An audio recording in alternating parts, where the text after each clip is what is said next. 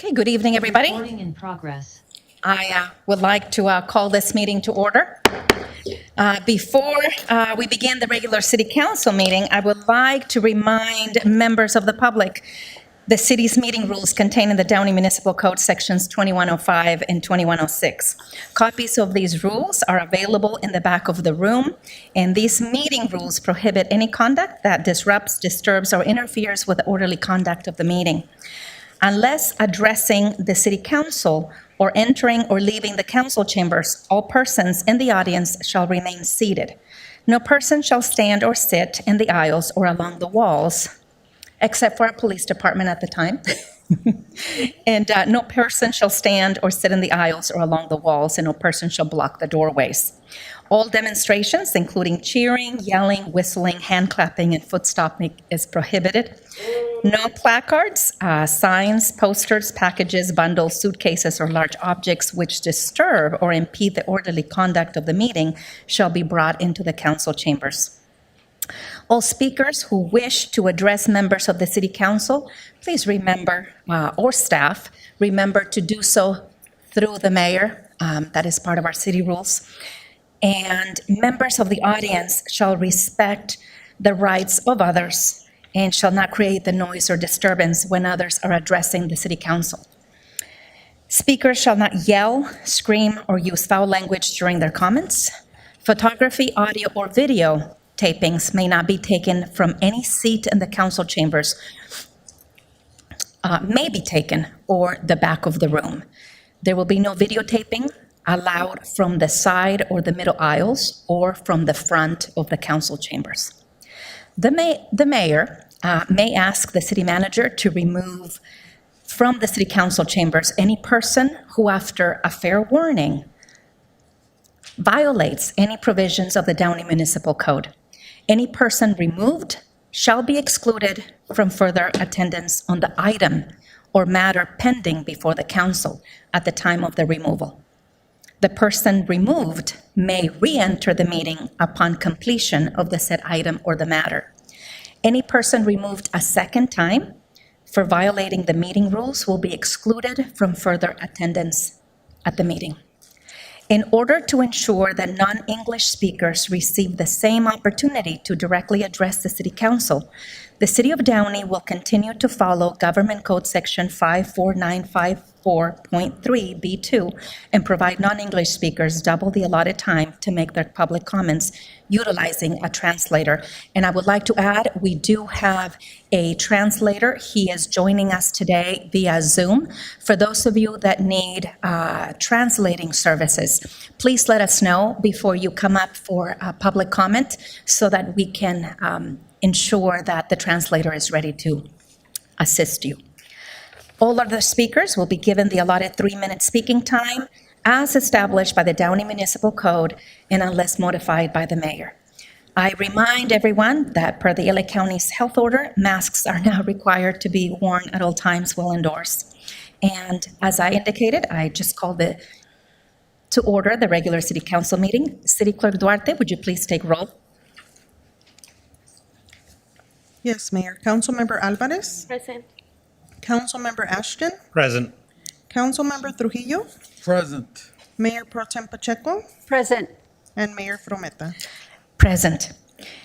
I would like for all of us to please rise, and I would like to invite Pastor Mario Magaña from Left Church up to the podium.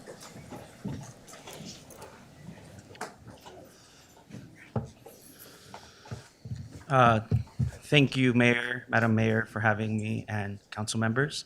If you could all join me in prayer this evening. Father, we just thank you, Lord, for this time and this meeting that we're about to have. I ask you, Lord, to bless this meeting. And I thank you, Lord, for these leaders, Lord, that you've called to their position.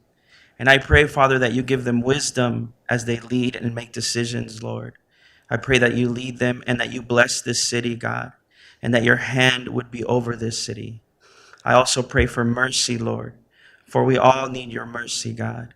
And I thank you, Lord, that you are slow to anger and quick to give mercy. Bless us with your grace this evening, God. We thank you for this time and this meeting. In Jesus' name, amen. Thank you, Pastor Magana. I will now like to call the Downey Police Explorers to conduct the flag salute.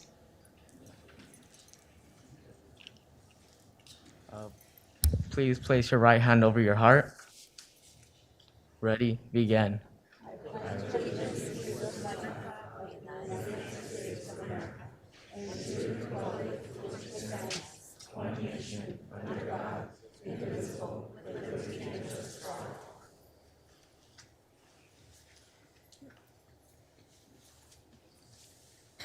Thank you. You may be seated.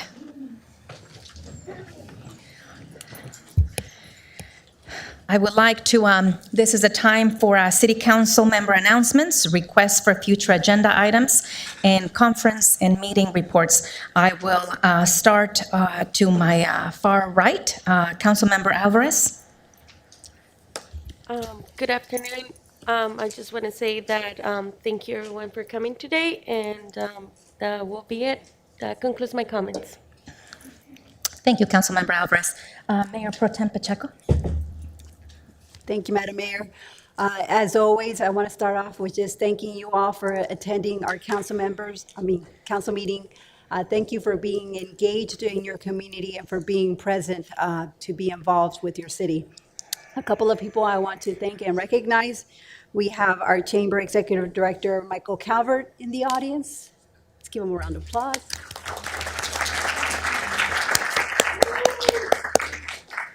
We also have Chamber Board Member Jeannie Woods.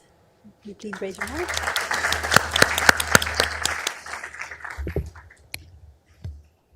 And we also have Commissioner Dorothy Pemberton. Please raise your hand. So again, thank you all for being here today.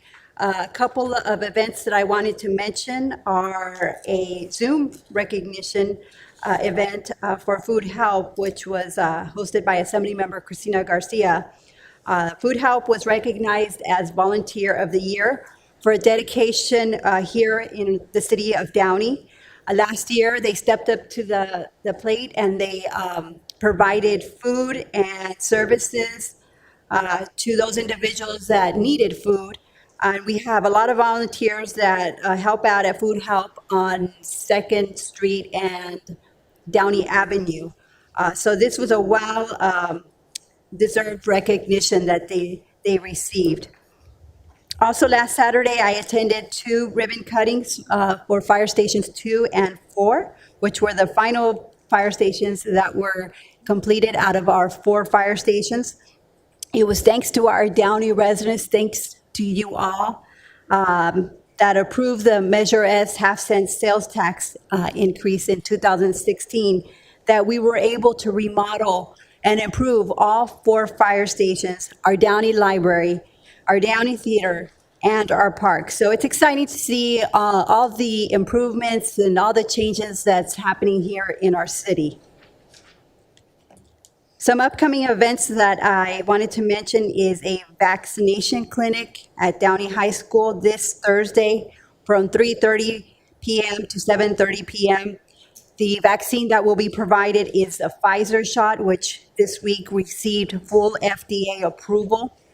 The vaccine clinic is open to the public, even though it is at Downey High School, but priority is given to our DUSD students. So if you know of anyone who still needs to get their vaccine, please provide them with that information. Also, another location is the Norwalk Arts and Sports Complex, and that is being held from Tuesday through Sunday from 11 a.m. to 6 p.m. Again, it is also open to everyone. No appointments are needed.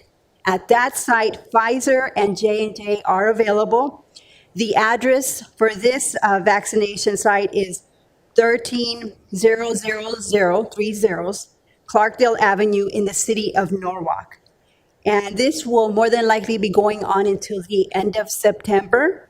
And I will make sure and keep everyone informed as to the status of this location. But Downey High School will have several vaccination clinics normally on Thursday. So it will be this Thursday, and I believe the next one is next Thursday. But if you follow us on social media for the city of Downey, I believe we may be posting it, or I will also make sure and post it on my social media pages. Also, I wanted to mention there will be a job fair next Tuesday, August 31st. Salico is having a job fair in the city of Paramount. So if you know of anyone who needs a job, who wants to change in their career, please let them know. This will be from 9 a.m. to 1 p.m. at 14400 Paramount Boulevard. And again, that is in the city of Paramount.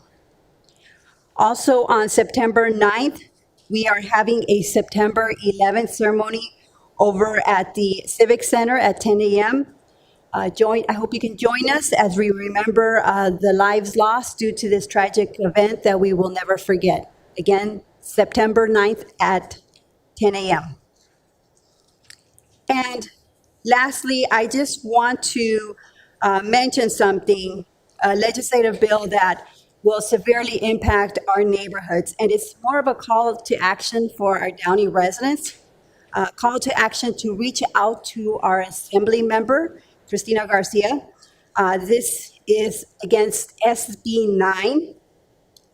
What this bill would do, it would allow developers to build up to 4 housing units on a single parcel in residential neighborhoods that are traditionally zoned for single-family homes. What this would mean is our streets would be impacted, our parking would be impacted. You could easily live in your single-family residence, and then right next door you have a fourplex. So we need to have a say in our cities. We need to have public input as to what you want to see in the city. It's not what our state legislators want, it's what we want in our city. And your input should be valuable and it should be important. And this bill would take away your input. So it is important for you to reach out to our local Assembly member, Cristina Garcia. SB 9 may be heard on the Assembly floor as soon as Thursday, August 26th. So that would be this Thursday. So if you get an opportunity, please call her office and voice your concerns and make sure and tell her that we do not want SB 9 in our city. Thank you, and that concludes my comments. Thank you, Madam Mayor Pro Tem. Moving on to Councilmember Ashton. Thank you, Madam Mayor. I'll try to keep my comments brief. I know there was a Keep Downey Beautiful cleanup this past Saturday.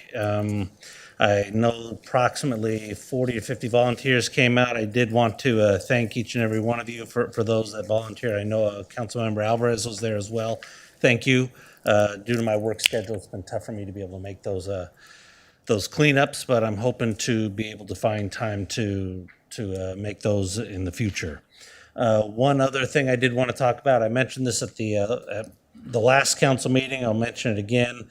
The West Santa Ana branch, that's a light rail line that's scheduled to be built between the cities of Artesia and hopefully Union Station. They will be making that determination towards the end of this year. They recently released the environmental documents that go with all these projects that Metro does. They released the documents to be viewed by the public. Those are online. If you go to metro.net and then click on the West Santa Ana branch tab, they should have those documents available. They're also taking public comment on those. Would like to have a public comment on anything that you feel could or should be done with that line or shouldn't be done with that line, just to make sure that you know our residents are involved with our impact in the city. There's going to be a station on Gardendale, just east of Garfield. So basically the very southwest portion of the city on the county property that over by Rancho Los Amigos. So they'll have a station there. There'll be other stations throughout, from Artesia, Bellflower, Paramount, our station, Southgate, into Huntington Park, and then eventually into the city of LA. Would like to have as much comment on that as possible. You can go to metro.net to make those public comments. They extended the comment period till September 28th, so plenty of time. With that, that concludes my comments. Thank you, Madam Mayor. Thank you, Councilmember Ashton. Councilmember Trujillo. Thank you very much, Madam Mayor. First, I want to recognize all the appear to be high school students, youth members. You're working on some sort of assignment. Cool. Well, thank you for being here. This is where the leadership of your city is at, and we're making decisions with your tax dollars and your parents' tax dollars to hopefully benefit the best interests of the city. So welcome today. Good luck on your assignment. Let us know if you need any follow-up, email us. We'll be more than happy to talk to you. Ballots are out. There is an election going on. September 14th is the day of the election, regardless of your political affiliation or party. Your ability to vote at the ballot box is one of the biggest privileges that we have as Americans. I hope Downey residents will take some time and vote in the upcoming election. We do have a box right outside City Hall. I think we have 3 of them where you can drop off your ballots, if not at a post office. So we're trying to make it as easy for you to participate. So please vote. I would like some clarification on the homeless count in the city of Downey. I'm getting conflicting figures. Apparently, there's a homeless count that's conducted every year throughout the different cities in the county. I was given a number that our homeless count based on that last count was somewhere around 200 something. But then I went to the Homeless Coordinating Council and I received a number which is almost doubled. So I would like staff to let us know, to clarify what is the better approximation of a homeless population within the city limits. Probably the police department, if we can have some attention, some patrolling done at the intersection of, I received an email from a resident, Cleta, C-L-E-T-A, and Patton Road. We're getting complaints about trucks, semi-trucks that are parked along Patton and Cleta, the 8600th block of Cleta, where the truck drivers keep their engines on all night revving, perhaps for AC, I don't know, but it's interrupting the peace of the residents of that location. If we can go out, it seems to be a noise issue that's affecting the residents and their right to a good night's sleep. So we can pay some extra attention to that area. Happy to report that tomorrow is a big day for the city of Downey because Union Pacific will be coming through the entire city, east to west, to finally conduct a cleanup of our railroads that go through the entire city of Downey. Downey PD will be assisting. I want the residents to understand that if you see trash along our railroads, that's the responsibility of Union Pacific, not necessarily of the city with Public Works, although Public Works sometimes does go out. But it's good to hear that Union Pacific will be coming through and cleaning up the railroads tomorrow. Encouraging people to continue to use the Downey app. It's a free app. You can do it on your phone. I used it today to call attention to a specific alley near the intersection of Patton Road and Stewart and Gray. So I encourage you to, as a resident, to use the app to report graffiti, grocery carts, abandoned furniture, or any type of cleanup. Please use the Downey app. One of the things that we pride ourselves in is a 24-hour turnaround. We really do try to get out there to take care of that issue with 24 hours. Thank you to our Public Works Department for being so responsive. I was not able to participate, but my 11-year-old son, Gabriel, did participate rocket fever at our NASA Space Center. Thank you to our director, Bendica. I understand it was a great event. We took all the cautionary precautions necessary under COVID regulations. It was successful. Please remember that Downey has a space center. It's available. It's a great local field trip for families. Please take advantage of our space center. We really do have some interesting things there. And let's not forget the strong history between Downey and space. Whenever you hear about the United States going to the moon, it's important that we remind people that all the hardware, the rockets, the capsules were physically built in the city of Downey and what was NASA at the time, and they were then transported to Cape Canaveral for launching. But that was Downey fabricated instruments up in the moon. So that Space Center is very important for us in our history. I had a good meeting with Assistant City Manager Aldo Schindler regarding the Downey Future Lawyer Program. Our last meeting, I requested that staff engage in trying to come up with a pipeline, if you will, for Downey students who have an interest in law. LAUSD has a magnet program at Wilson High School. Someday, I hope to engage with Downey Unified School District.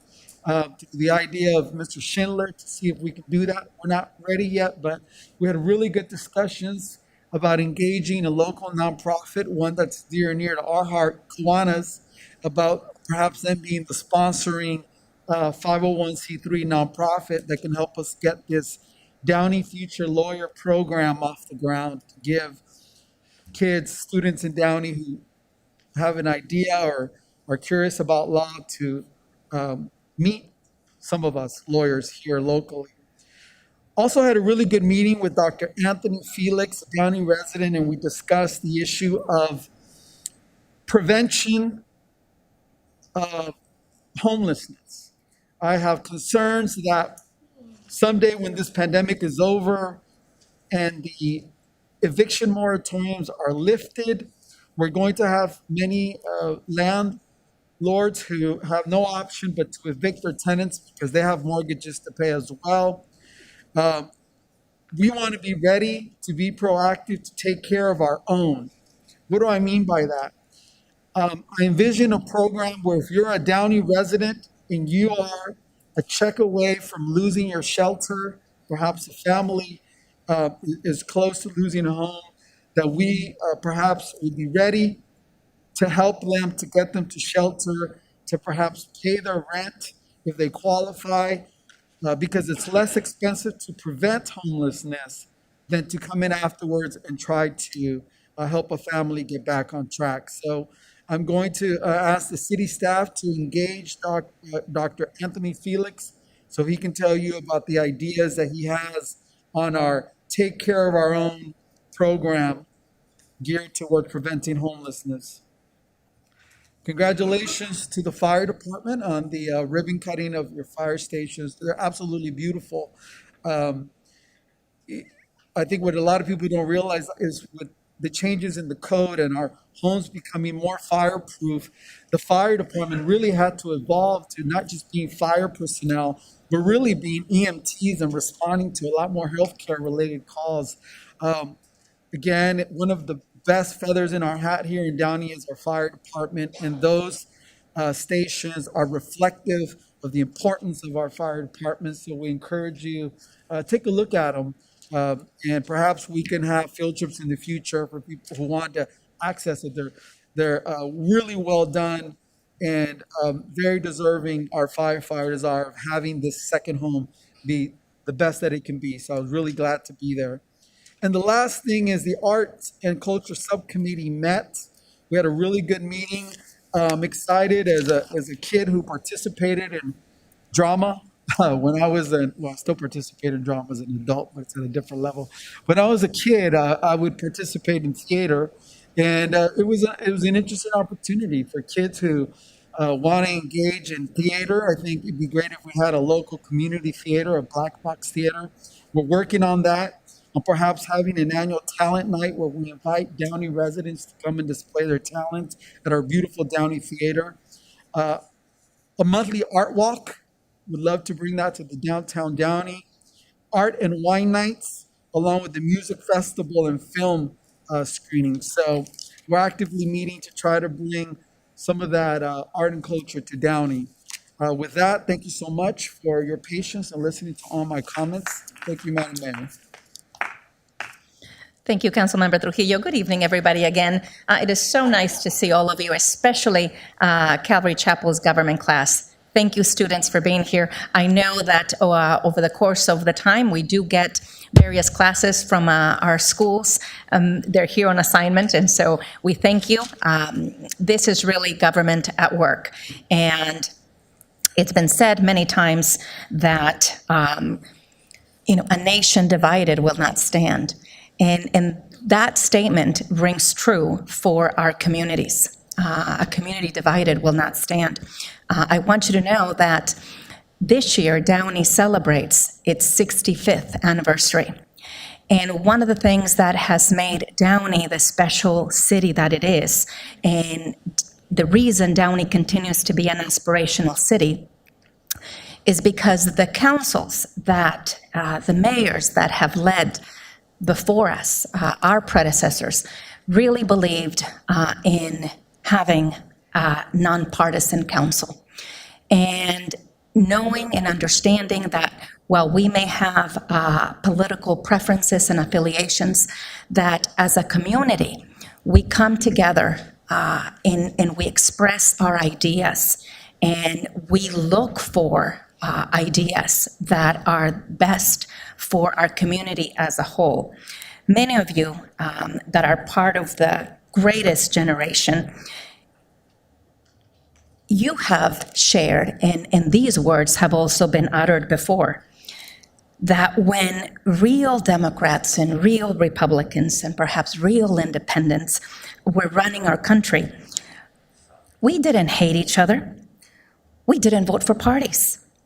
We voted for ideas that came from both parties that made us better as a country, that made us better as a state and as a city. We didn't label ideas as racist or sexist or un-American. We did what was best for we, the people. As we reflect upon, and especially having a government class from a local school, as we reflect upon what it means to be celebrating the 65th anniversary of the city of Downey, I want us to remember that as a council, of course, we are here to serve you.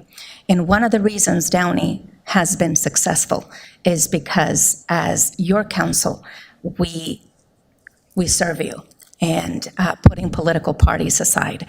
And that is the hope that I have as mayor, that we will continue to do that in the future. Because at the end of the day, public safety, the safety of our neighborhoods, our paved streets, that is not, party affiliated, right? That is concerns that are relatable to all of us.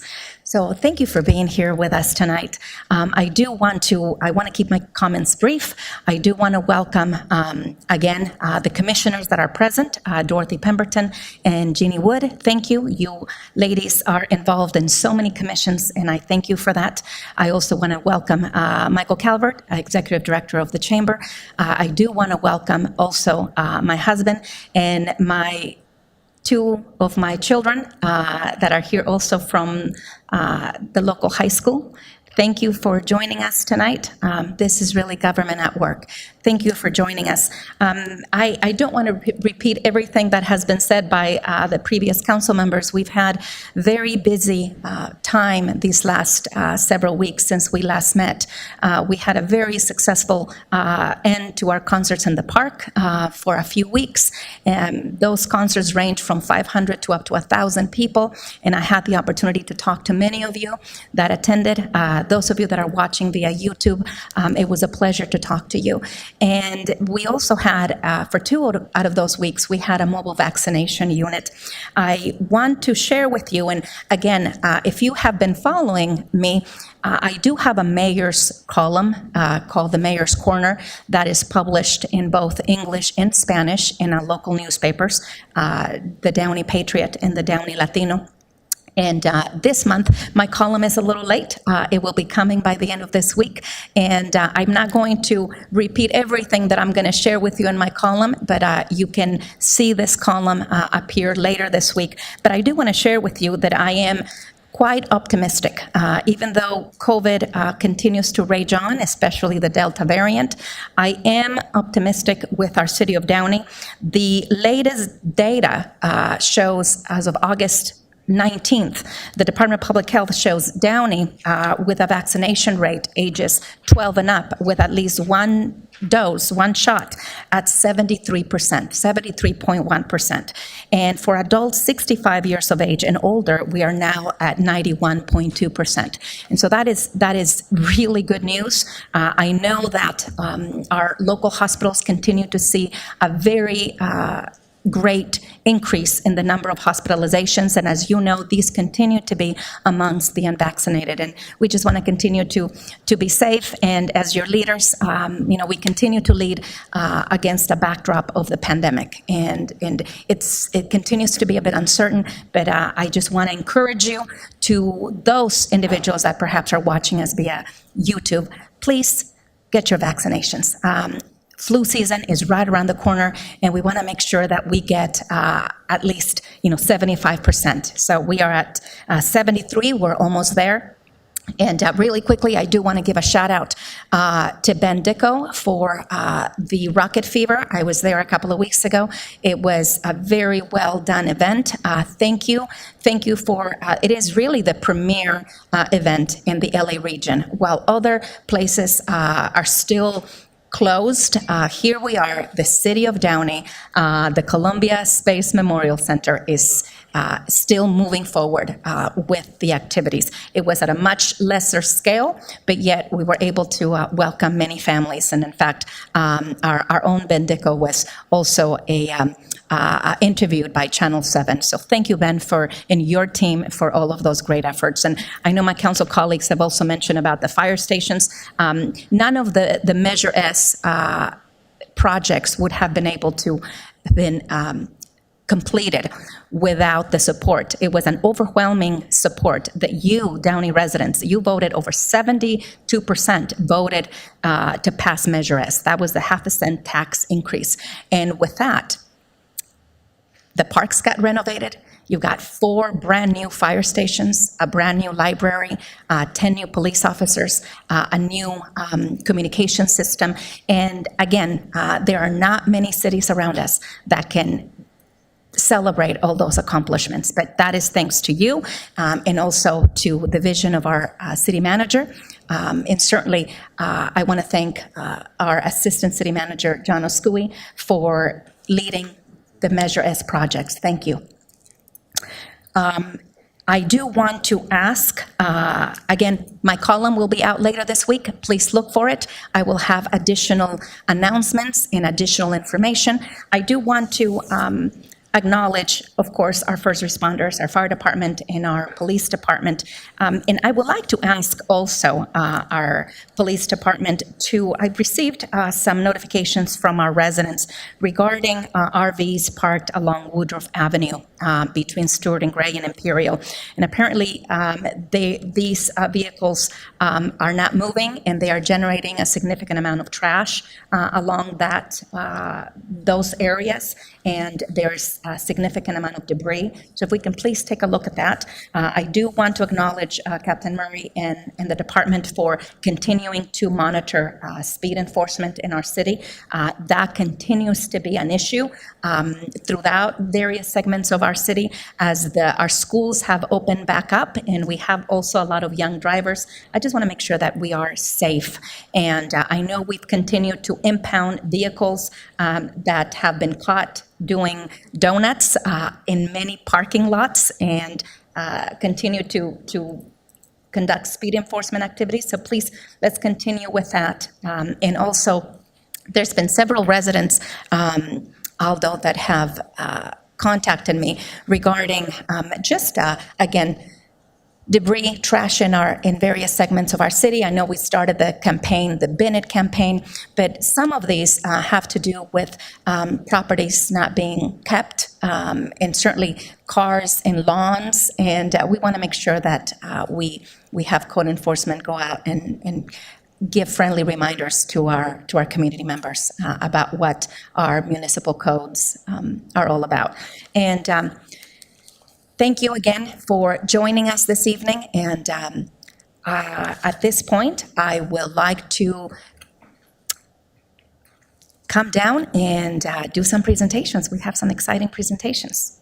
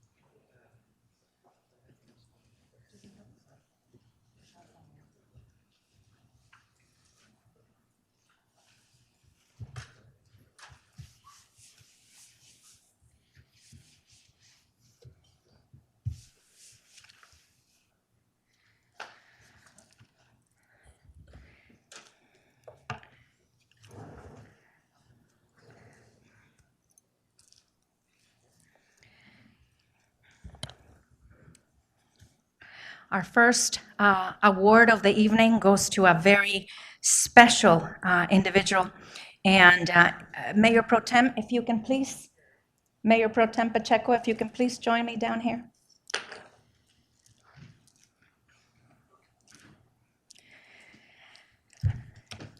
We recently had the opportunity to celebrate with this wonderful woman the 10th anniversary of Glaudi. And let me talk about Johanna Hernandez. And Johanna, would you please stand up and join us up here?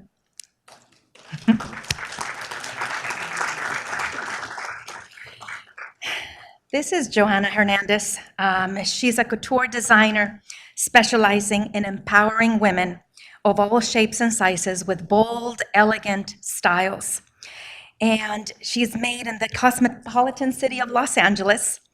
Celebrity designer, Johanna Hernandez. She specializes in bridal and speaking to the heart of the modern woman.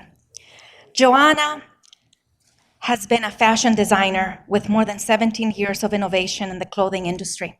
She was born in Los Angeles along with her two brothers. Their parents came to the United States to escape the war in El Salvador.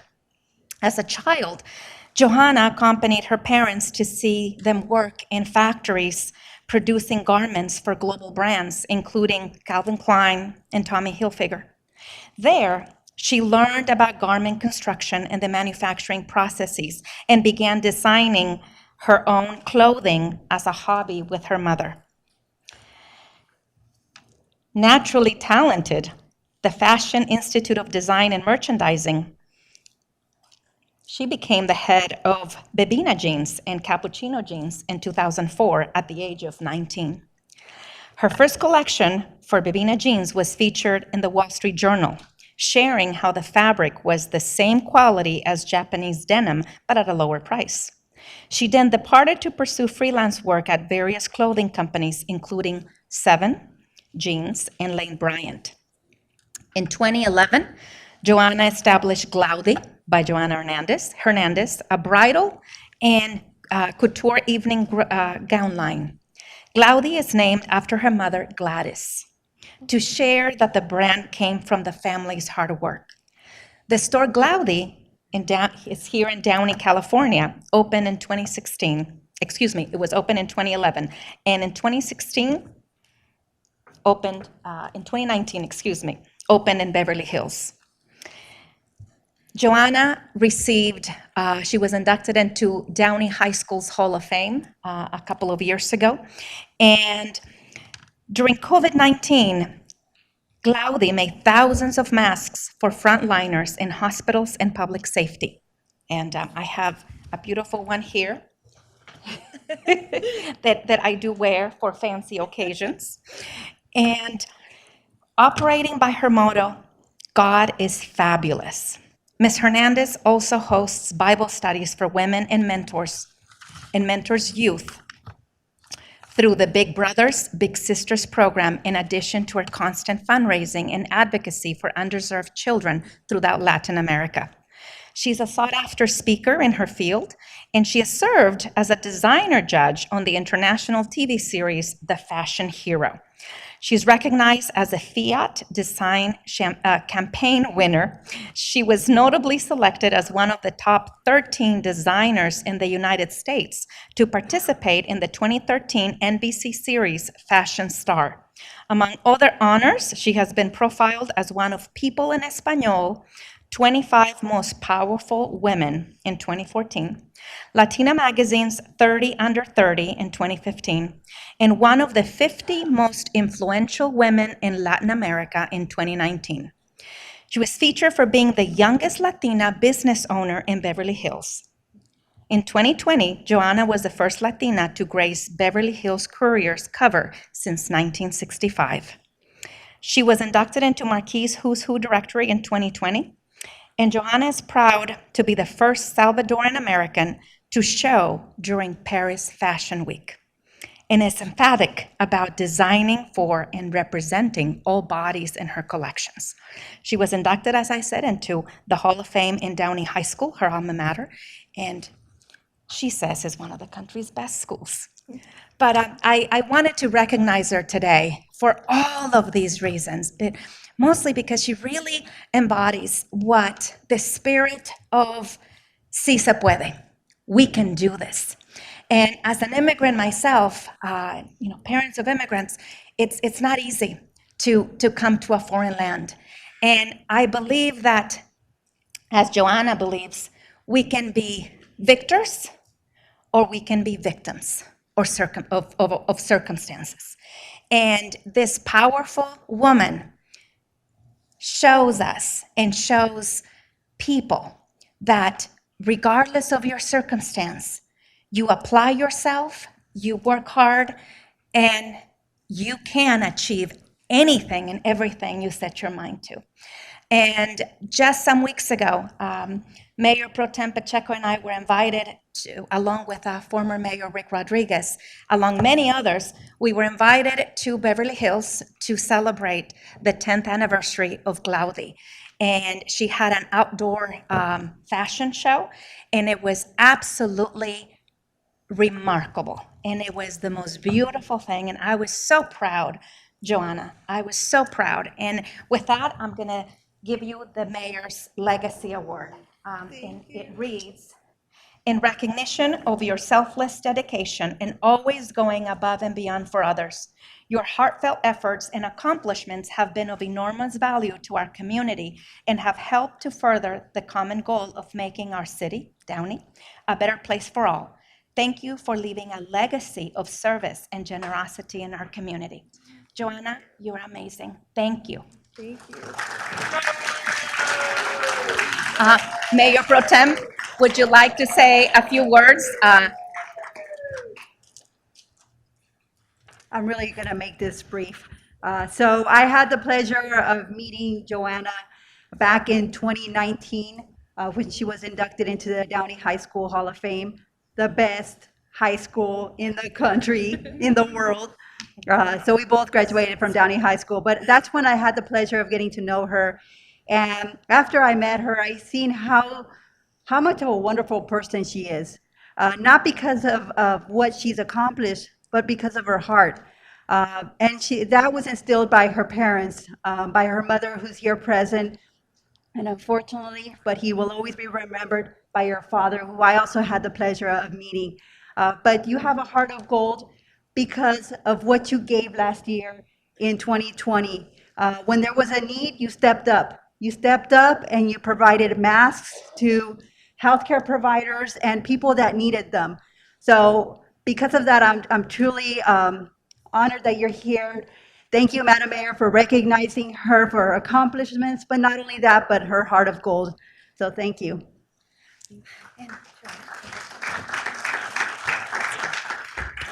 Hello, everyone.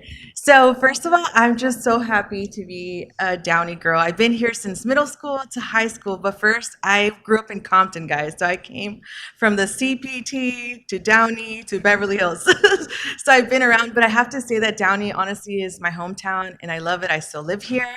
And I go to church at Calvary Chapel, Downey, guys. I accepted Christ there at 18.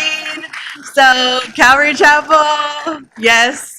And I go there. I'll see you guys at church. You come and say hi. Just kidding. But honestly, friends, I think that I'm really just grateful for Blanca and for Mayor because it's a really great community. And Rick's not here too, but they just make me feel like so cozy and really get to know your city. There, everyone is so welcoming and easy to talk to, and just grow with the city because honestly, I can't believe I'm even getting this award, and it's just a big blessing. And publicly, I want to thank our police department, our fire department, because when my dad was sick, they always came really fast to help him. Sorry, guys. So my dad passed away from COVID in July 2020. And I just remember, like, or even when things happen at the store, you guys are always there really fast. And it's super easy to talk to the fire department or the police, and it's just so good to support them and not give them a hard time. So I just wanted to share that just so you guys are really kind to them because they really care about us and all our hospital workers and stuff like that. So, and I want to thank my mom. She's there because she put God in my life all the time. And I love that Calvary's here because you guys know how it is when our parents take us to church and sometimes we're like, oh, I don't want to go. But then we go. And it's amazing because it says in the Bible, like, God gave us different talents to everyone. And if you use them, God will give you more. But if you don't put them to use, I mean, I don't think this is the right, like, I don't know if this is the right interpretation, but what I think is that if you don't put them to use, someone else will be able to use them. You know, like if someone is using their talents, they'll be blessed even more. So don't let your talents go to waste. You guys can do what you love and make. I know you guys care about money, so you're gonna make money. So just don't hold back from doing a career of something you love. You know, it doesn't have to be design. It could be law. It could be the police department, the fire department. And just like, I never had mentors, but you know what I had? I had God in my life all the time. And I had the Bible in front of me. I travel with it everywhere I go. And that's like the number one thing. And you never know. I might run for city mayor one day. Just kidding. I always say that, but I don't know about that. I'll design clothes for all you guys. I'll design clothes for the police department. Just kidding. But anyways, guys, I'm really happy to be here. I'm going to stop talking before I make a fool of myself. But I love you guys, and thank you for the city of Downey for being so amazing. I really value everyone here, Blanca and my dad personally. And she even had lunch with my dad and my family, and that when she was a mayor. And it was just so cool because it was so nice to be so close to the city. And just know that everyone's very, very easy to talk to work with. And I just can't wait to bring even more things to Downey. I have a lot of exciting things for you guys. Just stay tuned on your national TV shows because Downey's going to be global, just letting you know. Let me put this on. Thank you. And let's go take a picture and then you can talk. You want one?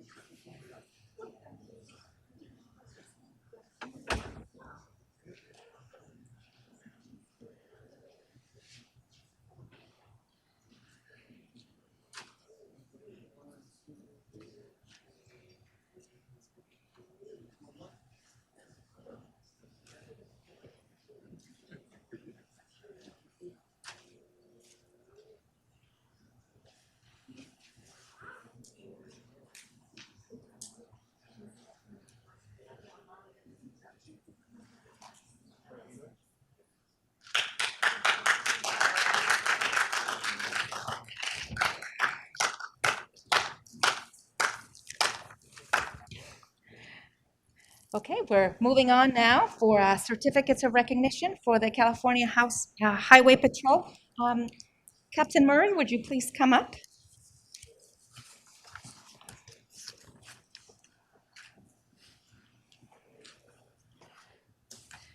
Good evening.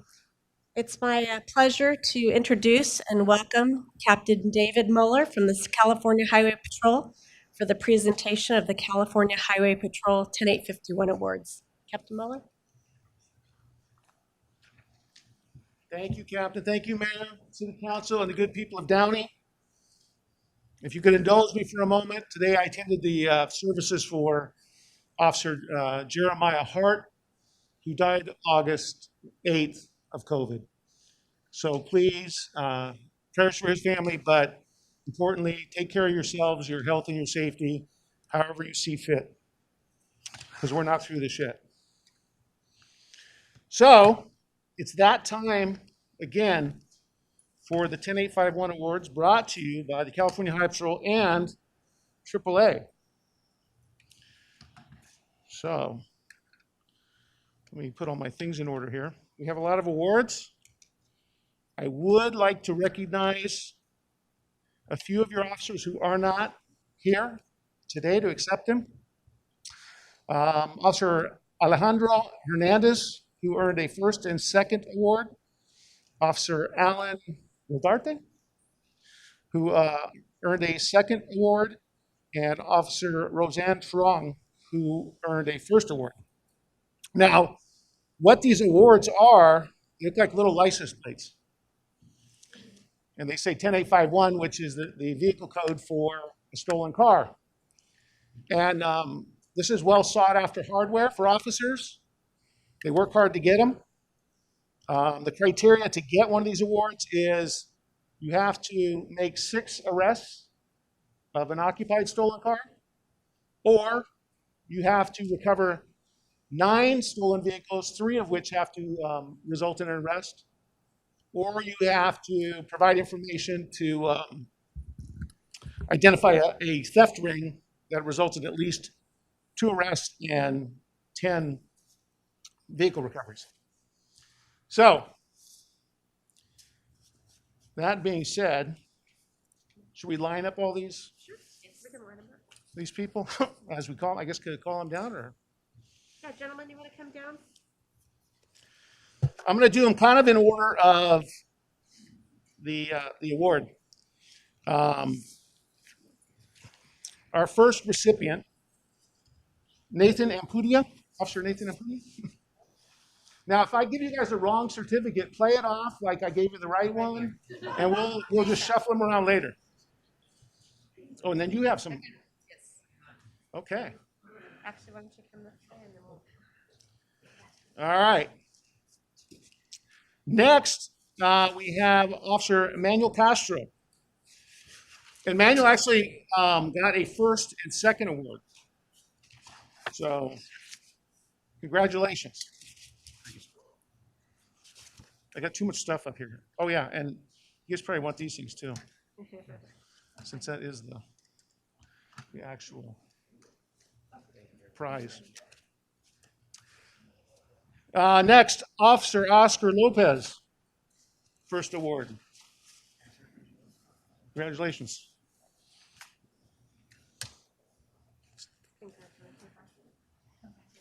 Officer Daniel Perez, first award. One of these days I might get this smooth here. Congratulations.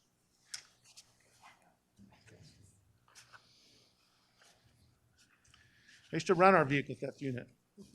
I don't know how many years I've been here. It's always good to come to Downey, though. Officer Danny Sanchez. What do we got for you, Danny? First award. Thank you. Officer Patrick Skoll, who has a first and second award. Congratulations.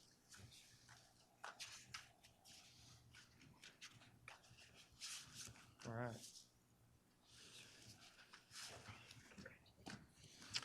Officer Jose Valdez, first award. Congratulations. Congratulations, sir.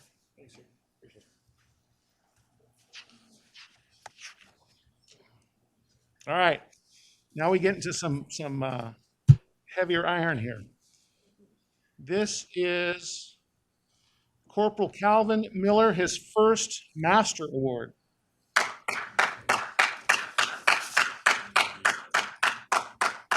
Congratulations. All right. Now I have some like multiple awards here. Okay, Eric Hempy, if you come over here. What have I got here? This box showed up in my office. It was huge.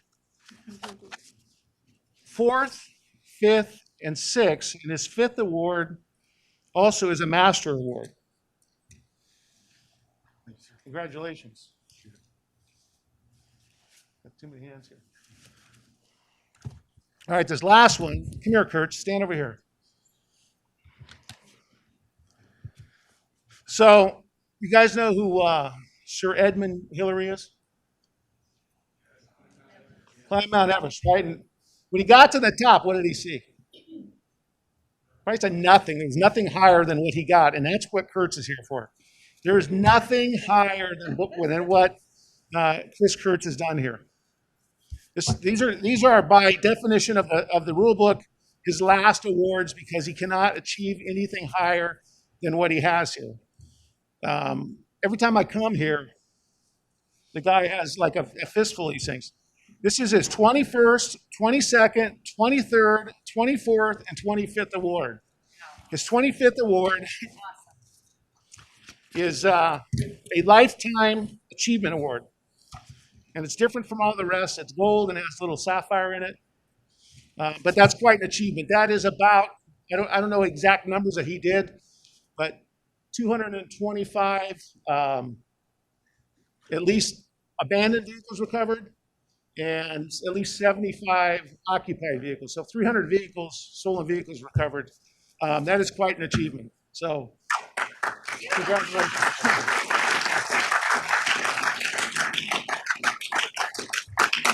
I can tell you I've never presented one of those awards before. So that is quite an achievement. Can we give everybody a round of applause?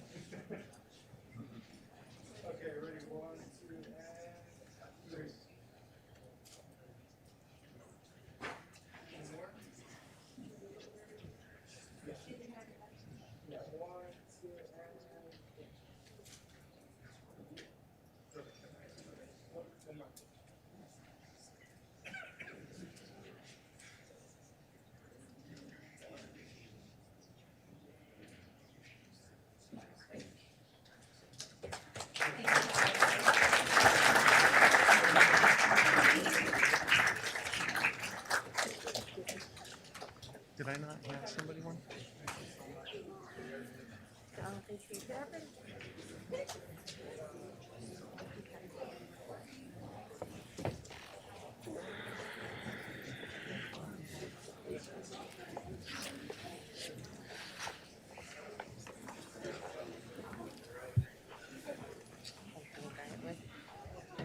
Should we keep something here for next?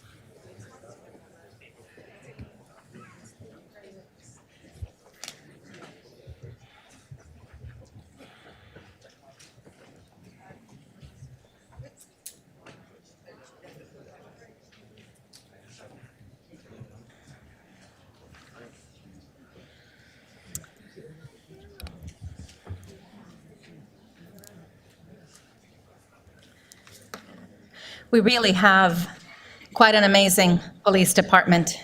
We really thank them for their efforts. And moving on our presentations tonight, I would like to call our emergency management, Rakti Kwok, up to the podium.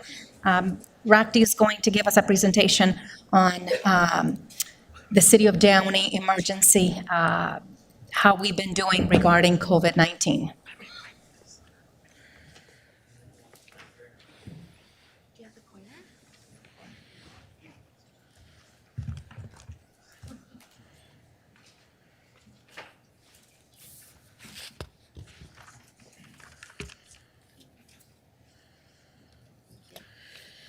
Is it cold or is it me? Good evening, everybody. Thank you so much for having me. I have to say that was a really hard presentation to follow, so I'm going to keep mine short and sweet here. I usually do these regular COVID-19 response updates every few months. We are required to do this by law since we are currently actively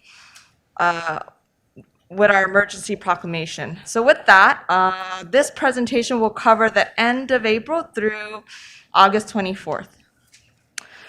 Some things that I won't go into all the details of what's been happening. I think a lot of you have experienced this firsthand. I'll just highlight a few things that's been going on here in the city. Downey Library had opened at a limited capacity, 25% in May. In May, we also saw LA County go into yellow tier, which was the least restrictive tier. As you've already heard from the mayor, Downey is actively always hosting COVID-19 vaccination events. We did that also in May. And we're always supporting our residents by offering personal protective equipment, which are masks, sometimes hand sanitizers as well. As you know, also in May, Pfizer was approved to be provided to children 12 to 15 years old. Face coverings was required indoors by OSHA. Again, as things were starting to loosen up, we saw the library also expand their capacity as well. We started seeing in June, organized children camps were opening up. And then we also started seeing a change. The large venues that we know for our mega vaccination sites were starting to close down, but they would open smaller, localized ones, so you could still have access. The county started to not require masks for fully vaccinated individuals. And I think June 15th is probably one of the most memorable because I think a lot of it you guys may have heard. California's economy fully reopens with most businesses returning to normal. I'm sorry. I apologize. As I was talking, I forgot to click away. Sorry about that. California economy fully reopens with most businesses returning to normal operation, with the limited exceptions for mega sites. But I think in June was also a moment for us to celebrate, but also a moment for us to remember those that were lost during the pandemic. And so we did have a Remembrance Day on the 23rd. Some other things that we saw was the extension of the Downey did extend its temporary moratorium for evictions of commercial tenants. The state also extended its eviction moratorium through September as well. In July, things got hopeful. We started seeing Barbara J. Riley Center open with modified schedules. Masks, the county requires masks for all not fully vaccinated employees. However, I think in July is when we also started seeing a rise, and as you know, then it became masks for everyone indoors, which I think I see everyone here wearing a mask. And also in July, we still continue to support a lot of vaccine mobile units at our summer concerts and other events as well that we see. And again, masks were emphasized indoors. Now in the month of August, we started to see that there's been more push for, the county did push that county employees get vaccinated. We saw this also for school staff, healthcare workers, and as you guys may have known, yesterday, the FDA has officially approved Pfizer to be used, and it's not under the emergency use authorization. Here's some quick numbers. I'm not going to say too much, but I will tell you that as I've been looking at this for over a year and a half now, I will say that I'm pleased to see that while there has been some rise in cases here in Downey, the rate of deaths have not increased as I've seen the number of rises. So that's great. People are getting sick, but it's not so extreme. So that's great news. And the mayor did mention already, here are some stats for our vaccination. you see here, I think it's really good numbers. Hopefully we'll see these numbers go up as well. Here's some other fun stats that you may have seen.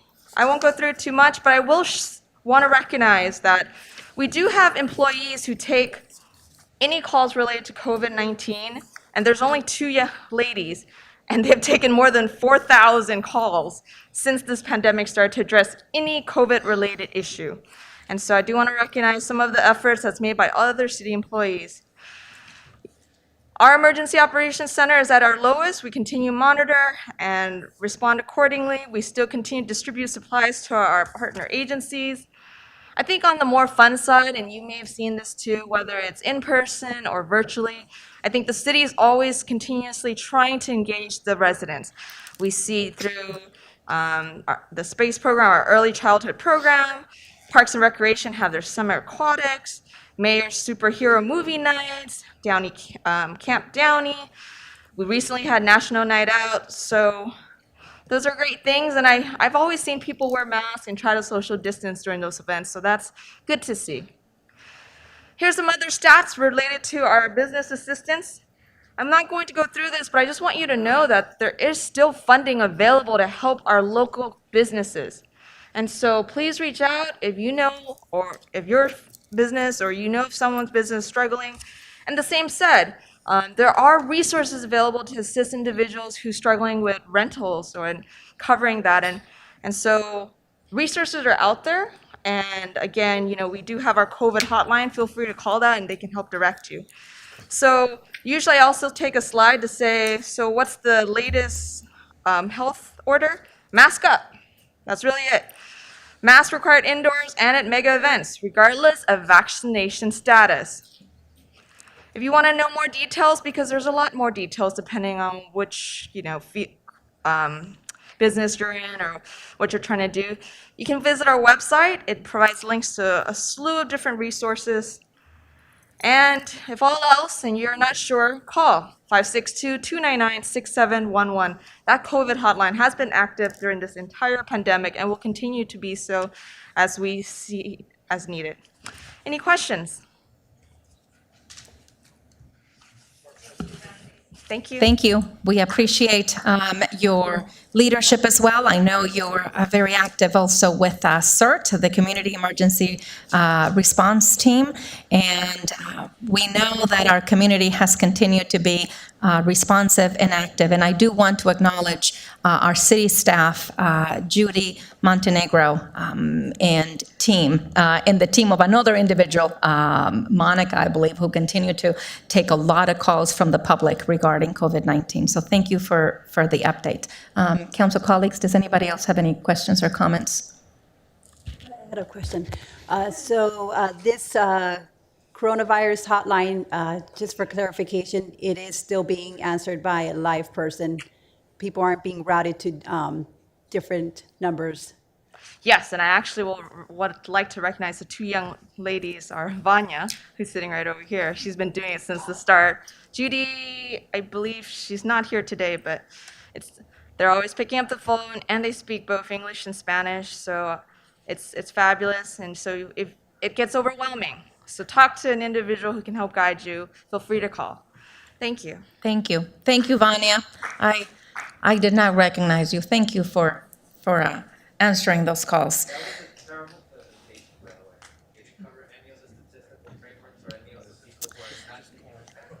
Moving on to item number 4, we will be having a presentation regarding the impact of directives by LA County District Attorney on the City of Downey, and this presentation will be conducted by Captain Leslie Murray.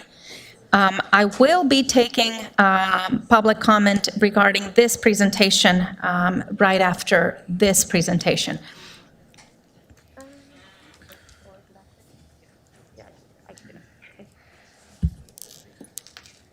Good evening, Madam Mayor, City Council. Thank you for this opportunity to provide you a brief public safety update from the Police Department and to give a brief overview of the directives implemented by DA George Gascon back in December of 2020.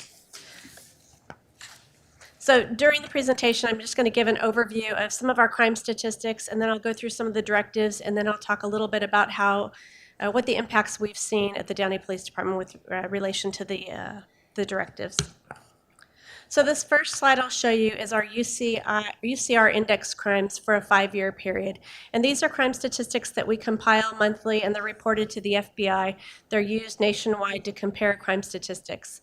They're divided into 2 categories. Those are violent crimes as well as property crimes. So the violent crimes consist of the homicide, rape, robbery, aggravated assault. And though they're not insignificant, we do have fairly low numbers of violent crime in the city of Downey.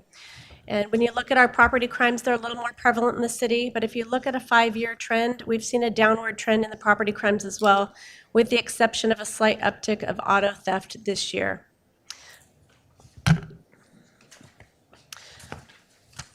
So turning to the LA County District Attorney directives. There's a series of 9 directives that we've seen have had some impact on the law enforcement community. So Special Directive 20-08 has to do with sentencing enhancements and special allegations.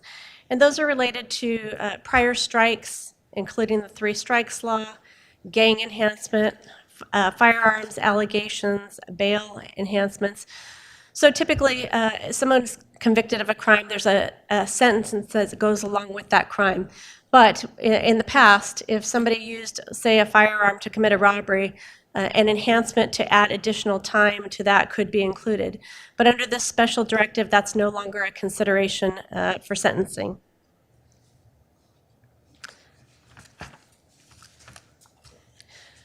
So this is a difficult one to assess what the impacts on the police department and the community would be, but I can give a couple examples of crimes that happened here in the city of Downey that it could impact. So in the murder of Officer Ricky Galvez, we had 2 adult suspects who were convicted, and both of those had convictions which included special allegations. They had enhancements related to the commission of the crime using a firearm. And in those cases, in that case in particular, had that case been heard today, that sentence would be significantly reduced. In one case, one defendant had a 10-year sentence enhancement added to his sentencing. The second defendant had a 25-year to life sentence enhancement because of the use of a firearm in the commission of his murder. Were that case to be heard today, the sentences would be significantly reduced. Another significant case to bring to point was the Cleta homicide several years back. It was a triple murder wherein the suspect in that case, Jade Harris, killed 3 individuals and attempted to kill 2 more, including a child. In that case, Mr. Harris was brought to justice to the full extent of the law, and he received a death penalty sentence. Part of that was having to do with him committing those crimes with a firearm as well. And were that case to be heard today, Mr. Harris would be eligible for parole after 20 years. And I only bring those to light because those types of cases that this directive relates to typically take several years to process and go through the court system. So we've yet to see how that will affect us long-term, but in those 2 examples, it just gives an idea of the change and what the sentences might be. So moving on to Special Directive 20-07, that has to do with misdemeanor case management. And in this directive, the district attorneys are directed not to file the following criminal charges. They're misdemeanor violations, they're trespass, disturbing the peace, any violations having to do with being a licensed driver, driving on a suspended license, most crimes related to drug use and paraphernalia possession, being under the influence of drugs, minors in possession of alcohol, drinking in public, public intoxication, and that's not just being drunk in public, it's being drunk to the point that you can't care for yourself and are creating a safety issue to yourself or someone else. Loitering for the purposes of prostitution, resisting arrest, and criminal threats. These are all cases that days are precluded from filing charges in most cases. So moving to the next slide, just to give you an overview of our cases that we have taken to the district attorney's office. And we reviewed the cases that we presented both in 2020 and 2021. And just to remind you that the directives went into place in December of 2020. So if you look in 2020, the percent of cases that we took to the DA's office, out of those, 19% were rejected for various reasons. At the end, or at this point in time in 2021, our rejection number has increased to the point of 40, a little over 40%. So on the bottom bar graph, if you look at January of 2020, 274 cases were filed, whereas only 27 in the red were rejected. If you move to the far right of the graph, looking at July of 2021, 113 cases were filed, whereas 68 were rejected. So the numbers are significantly higher for the rejected cases we're seeing in current months. It becomes a little bit more obvious when we look at some of those crimes that were enumerated in the previous slide. We talk about narcotics offenses. If you look at our numbers compared from 2020 to 2021, in 2020, we had 11% of our narcotics cases rejected. This year to date, our rejection numbers are at 90%. And it becomes really dramatic when you look at the bar graph on the bottom. If you look to the left at the beginning of last year, we had 15 cases filed and 4 rejected. And if you look to the right and you see the red for the months of May, June, and July, we've essentially had almost no cases filed. So those are where we've made arrests or we've identified a suspect, presented it for filing, and those cases are outright rejected. You see the same thing with drunken public. We're still making those arrests. You can see again with the red cases being rejected this year, essentially all of our drunken public arrests are rejected at the DA's office. Disorderly conduct, which includes criminal threats and resisting a police officer. Those are 2 other crimes that are listed in that directive. We're at about a 50% rejection rate as compared to prior to the directives where we were at a 30% rejection rate. So also included in that were cases having to do with the traffic violations, minor licensing issues, driving on a suspended license, and it also includes cases where we're issuing misdemeanor citations for reckless driving, and those are the ones that we use to enforce the street racing or the folks that are doing donuts in the parking lots. We're getting those cases rejected at about a 50% rate. There are some cases being filed, but for the most part, they're being rejected or reduced.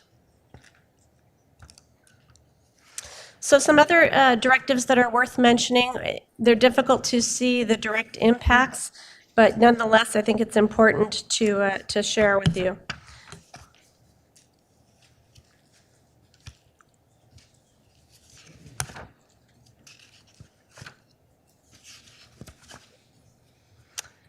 So Directive 20-06 is a pretrial release policy.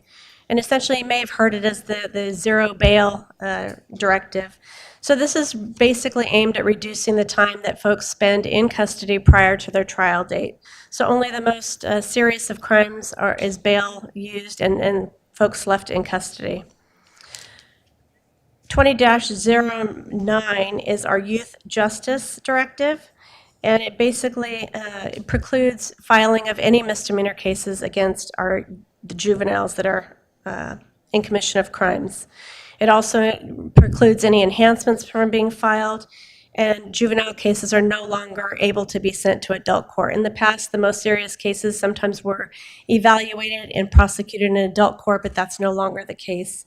And in the juvenile court system, they basically have jurisdiction over those juvenile offenders until the age of 25. So regardless of the type of crime that is committed, a juvenile cannot be held past the age of 25 based on that directive.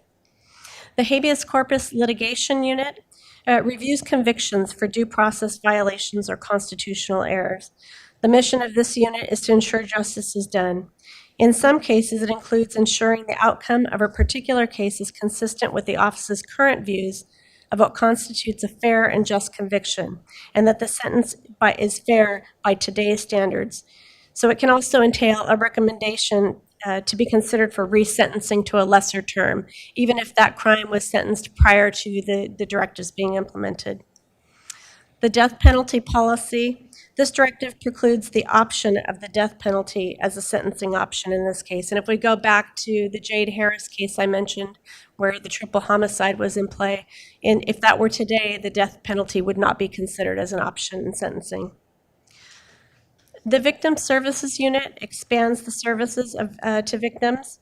It also provides support services, including the burial, funeral, and mental health services to families of persons killed by police, and that's regardless of the state of the investigation or any charging decisions. They'll also provide services to victims regardless of their immigration status and provide an emergency fund to help compensate victims for expenses not covered currently. The Conviction Integrity Unit reviews all cases where victims have a claim of actual innocence or wrongful convictions. And the resentencing directive is aimed at reducing prison sentences, particularly for those serving lengthy prison sentences. The directive requires the DA's office to reevaluate and consider for resentencing those in custody who have already served 15 years of their prison term. So now I'd just like to give you a snapshot. Considering the directives, I wanted to show you, and we look at June because that's the month that we have the most current statistics compiled. So June of 2020 as compared to June of 2021, we're looking at adult and juvenile arrests for those 2 years. So if you look, there really is essentially, and then the 20 on the right is the 2020 and 2021 year-to-date statistics. We're looking at essentially the same or close to the same number of arrests prior to the directives and post-directives. And I want to share that with you just to share that really the directives haven't had an impact on our officers' ability to go out and enforce the laws as they are on the books. They're still going out and addressing criminal activity and making arrests as appropriate. And if we move to the next slide, it's basically the same thing for our traffic enforcement. We are still actively and proactively addressing traffic issues within the city and taking action as appropriate. And I'd just like to close with our mission statement. And I'd also like to take this time as an opportunity, and I wish some of the officers were still here. I'd really like to thank our officers and all of our folks at the Downey Police Department who have continued to carry on the mission of the Downey Police Department. It's been a challenging year, to say the least, but they have relentlessly gone out and done their jobs in the preservation of safety in the city of Downey. I'd also like to thank our community for their ongoing support throughout this difficult year. And I'd be happy to answer any questions. I'd also like to mention Lieutenant Mike Perino is here and present and helped in the compilation of the statistical data, and we'd both be happy to answer any questions you might have. Thank you, Captain Murray. Council colleagues, questions?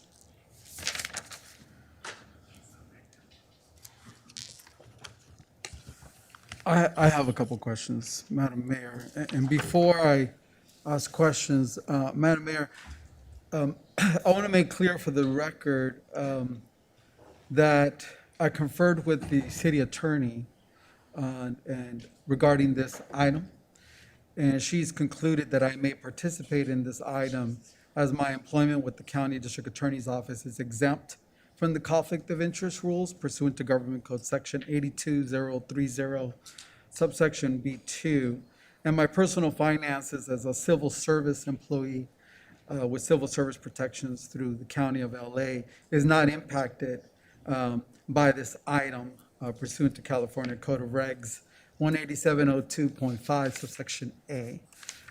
Should there be any questions about my conflict of interest regarding these directives? So after stating that, I just want to clarify a couple of things that you said, Captain Murray, and thank you so much for the presentation. It was very detailed, very professional, and very thorough. So as it stands to serious or violent crime, if I heard you correctly, based on the 5 years of data that you provided, we've actually seen a downturn in violent and serious crime over the past 5 years. Is that correct? It is. In fact, it's been kind of a downward trend for about the past 20 years. Excellent.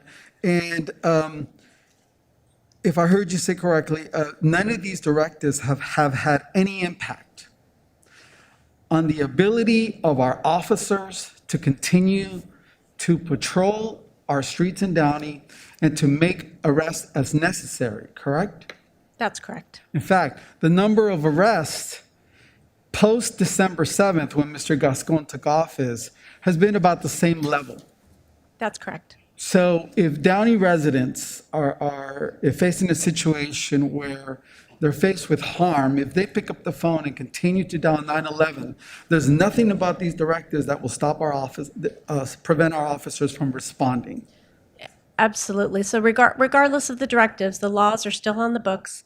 We are still going to respond. We are still going to take appropriate action as needed on any calls for service. So no, it has not impacted our ability to go out and make those arrests and to intervene as appropriate. Okay. And according to your presentation, one of the most evident impacts has been a definite decrease in the number of misdemeanor cases we're filing, correct? That's correct. But according to your statistics, there's been a slight increase in felony filings. I'd have to refer back to my notes. Okay, if that would help you. I want to be clear, when it comes to felony filings, has there been a decrease? I don't know if I have it broken down that way. Okay. I'd have to double check that, but I don't know that I have those numbers broken Okay. down that way. Okay, and if I understand this correctly, even though a misdemeanor case may be rejected, the officer in Downey PD still has the ability to arrest people and hold them for 48 hours. Is that correct? No. So when we make a misdemeanor arrest, that person is issued a citation and released. Correct, but you have 48 hours to make that determination. In other words, if you need to take them to the station and by any chance you can't get to them for an hour or two, there's a certain number of hours you can hold them in the cells across from City Hall. So our temporary holding cells are limited. So I believe our maximum hours is 8 hours. Okay. In terms of the misdemeanor filings, you said that the DAs are precluded from filing, but as you're probably aware, there's an exception to most of those 13 misdemeanor violations, correct, Captain? That's correct. What's the exception? Let me double check. Was there a specific one you were? I believe that it's 10 out of the 13 in Misdemeanor Directive 2007. The ones that are exempted would be the Health and Safety Code sections, which basically is 3 misdemeanors. That leaves 10 that the directive provides for an exception Sure. when the DA shall file. Sure. So trespass, there are some exceptions. Repeated trespass offenses on the same public or private property over the preceding 24 months. If there's verifiable imminent risk, safety risk, or no indicia of substance use disorder and/or mental illness or homelessness. Disturbing the peace exceptions. If there's repeated offenses in the preceding 24 months involving substantially similar behavior charged, and also no indicia of substance use disorder and/or mental illness. Driving without a license, repeated offenses over the preceding 24 months involving substantially similar behavior. Okay. They're all on that similar tone. Yes. So the common exception to the 10 is repeat offenders. I believe if you were to go through all of those, it specifically says that a DA shall not file on these misdemeanors unless this is a repeat offender, and the repeat offender is anybody who's been arrested or previously cited in the previous 24 months. Is that correct? Partly. Yes. So when you talk about drug and paraphernalia possession, minor in possession of alcohol, drinking in public, under the influence of a controlled substance, and public intoxication, there are no exceptions. Correct. So they are automatically not filed. And isn't it true that the Board of Supervisors, which were actually under their jurisdiction, have basically made those offenses divertible under the deferred entry of judgment programs as put forth by the legislators under PC Penal Code Section 1000 et al.? I don't know that these cases are being diverted. I believe they're just being rejected at the courthouse. But are you familiar with the Board of Supervisors' care before jail, care first, jail's last campaign? Are you familiar with that? Very broadly.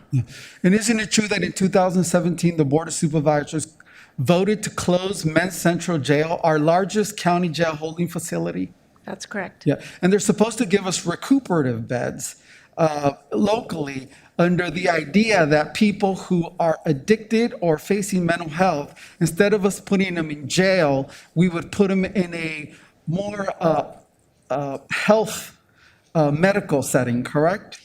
That's how I understand it. I don't know what the timeline is on that right now. I just know that at this point, their cases are being rejected, and we haven't had any kind of diversion process in place. Yes. And are you familiar with the alternative to incarceration program put forth by the Board of Supervisors in 2018?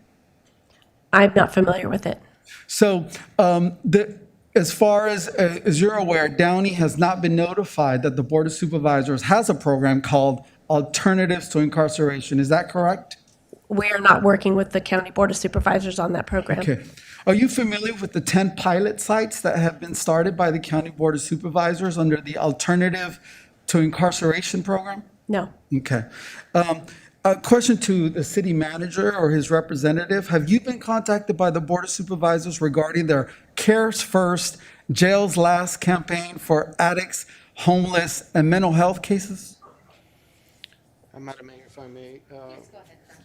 No, council member, I'm not aware of that. Okay, but are we as a city, one of the 88 cities under the county jurisdiction, bound by regulations that are set forth by the Board of Supervisors? Yes, sir. Captain, are you aware of the emergency bail schedule that went into effect in the summer of 2020 because of COVID? I know we did have some revisions to the bail, but I can't speak specifically to what those are. Okay, so before George Gascon took office in December 7th, would it be fair to say that you had heard that the Board of Supervisors had basically said that for misdemeanors and low-level misdemeanors, bail, and they were instructing the Superior Court judges would be set at 0? I do believe that. Okay, Yes. so before George Gascon, the notion that individuals were being arrested and continuing let out, before George Gascon, we were facing that already because of these directives coming from the Board of Supervisors, Sure, correct? and I believe you're talking about the one related to the pandemic? Yes. Yes, absolutely. Which, as I understand it, is still under effect. The emergency bail schedule placing cash bail for misdemeanors and low-level felonies is still currently at 0. Correct. Okay, and there's nothing this city council can do about that. Is that, or do you know of something that we can do to tell the Board of Supervisors you need to change this? No, we have 0 impact on the ability to change bail amounts. Okay. The cases that you discussed, the Ricky Valdez unfortunate matter and the Cleta homicides, those individuals were sentenced under the old pre-Gascon directives. That's correct. Okay. Is a person under 18 still considered a child? A person under 18 is considered a juvenile. Okay. So under these directives, it would seem that Mr. Gascon doesn't want juveniles arrested to the extent that they used to be. Is that right? I would say that's correct. Okay. And based on racial statistics, the amount of juveniles that are arrested in the jurisdiction of Downey, aren't most of them Latino, Captain? I don't know. That goes beyond the scope of what I had prepared for this presentation. Can you pull it for future references? I would like to know what percentage of the juveniles arrested in Downey are brown? We could definitely look at that. Okay.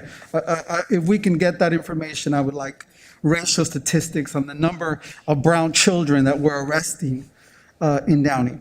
Majority of the population is brown, Counselor. Mr. Hyman, you're out of bounds. This is not your presentation. City attorney and mayor, are you going to do something about that? And my last question is, your perception as a Downey, I think you were raised in Downey, is Downey still one of the safest cities in the region? I believe it to be. And that, Captain, would you maintain that to be the case? That was the case before December 7th, when George Gascon took office, and post December 7th? I would say yes. I think it's too early to guess what the impacts of the directives might be. I think that our crime statistics regionally have been going down, and I think we continue to do our best to go out and address criminal activity, traffic issues, and we've maintained the city to be a fairly safe city to live in. Excellent. Can Thank you you. tell us?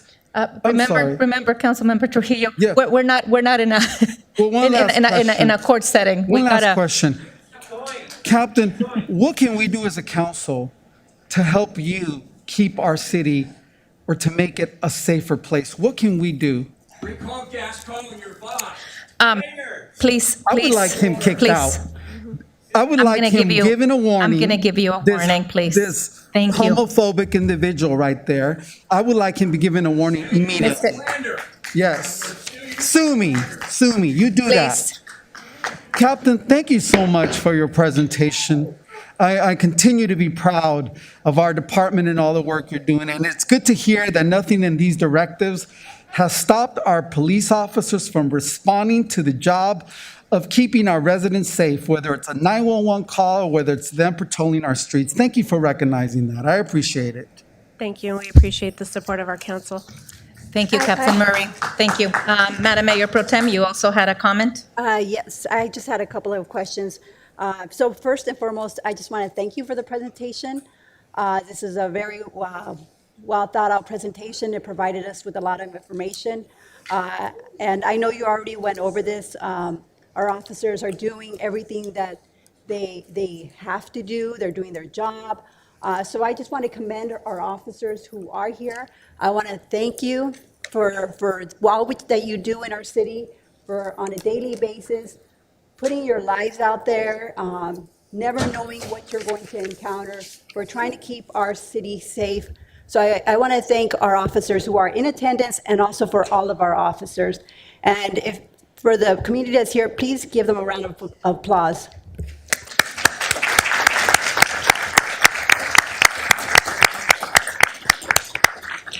But my question is this: I know you're arresting people, and what we've been told is that when we file cases, that they've been rejected by the DA's office. So one of my first questions is, and I believe you mentioned that in your slide, when did we start seeing that the reject cases increase? I believe you said. So I think there is a direct correlation with our increase in rejected cases and the implementation of the directives. And like Councilman Trujillo mentioned, it's mainly affects our misdemeanor arrests. So after the directives went into place, and it usually, the cases, once they're presented to the DA's office, it takes maybe a month or two sometimes for them to review it and make a determination. So shortly thereafter, at the beginning of this year is when we really saw the increase in the rejected cases. And my next question would be, I know it was mentioned that for repeat offenders, there should be filings. Does that mean that maybe you don't have the information in front of you? Does that mean that a vast number of these rejects were because they were first-time offenders, or do we know whether they were repeat offenders? I don't know for sure. I would expect that many of them are first-time offenders, and I can't say for certain that some of them weren't repeat offenders. I just don't know that information. Do we track that information? You know, I'm not sure. My understanding would be that would be resolved at the DA's office. When the case is presented, they have the criminal history on the defendant, so they would be able to see if they had priors, because they could have priors in another city where we don't retain those records. So we could probably find that out. It might be a little work intensive, but we could probably find that out. Okay. All right. Well, thank you again, and great presentation. Thank you. Thank you, Captain Murray. Again, thank you for your presentation. It is not our intention to put you on trial. There was some specific information that was asked of you, and again, I appreciate the presentation that you put together. As you all know, and those of you watching via YouTube, as council members, we are elected to serve the people. We, the people. And it is important for us to listen and take action on matters that matter to our community. Having said this, I appreciate the time. I had a couple of questions. I think Councilmember Trujillo asked one of them, and Mayor Pro Tem Pacheco the other one, in regards to the rejection of some of these cases. I appreciate this. I think we will continue to probably ask for more information in the future. Thank you again. Thank you. Having said this, I do want to remind members of the public, one of the things that, again, we realize some of these presentations or some of the items on the agenda on any given time will generate certain emotion on various sides. And I do want us to remain with an attitude of civility and remember that we can bring forth and express our thoughts and our opinions. And that is our First Amendment right, but let's do it respectfully. We are here to listen to all of you. And I do want to remind members of the public, and for those of you watching via YouTube, when you come up and speak, please address your comments to me. That is part of how we conduct our city business. That is the professional and responsible thing, and that's part of our rules in our municipal code. Also, so please don't direct your comments to anybody else, direct them to me. And secondly, sometimes there are attacks to us as elected officials. And, you know, we've signed on the dotted line and we have grown to have thick skin. There may be, however, and I will preface this, we are elected to serve the community and serve the needs of the community. And everyone has a First Amendment right to free speech. Having said that, there have been times over the last several months that speech has been laced with obscene comments and derogatory comments. And at that point, I've told you before, and I will mention it again, I, as your mayor, will not tolerate that. And I was elected to serve you, but I don't need to be harassed and vilified. So I will get up and I will leave. My community deserves better, but I will not sit here and take the bullying from people. My children, as of late, have been bullied and harassed in various ways, and I have to draw the line. As council members, we are here to serve, and we have entered into a very ugly political climate in this city. And those of us that have been here for many years, we have seen the deterioration of civility, particularly by a handful of individuals that interrupt our meetings, that interrupt our committees. And Downey, this is not the fabric of our community. I'm elected to serve you, but my children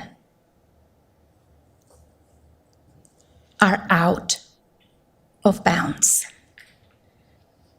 I have been continuously harassed in continuous accusations about my character, about my family, continue. I don't use this dais to discuss those, and I will not shame any member of the public for their behavior, because I don't believe that is what we're here to do. We are here to do the work of the people. But make no mistake about it, the relationship between your council and the public needs to be one of civility and respect. That is what you will get from me. But I do want to make it clear that you have no right, no one has any right to cross the line and come after my children. That is not okay. Having said these things, we will not engage in arguments between members of the public and this council. This is not what Downey is about. I will be taking public comment regarding the presentation that Captain Murray just did. And City Clerk Duarte, did we receive any written correspondence to be read into the record regarding this item? Yes, Mayor, we did. Let's go ahead and hear it, please. This correspondence is from Anna Browns.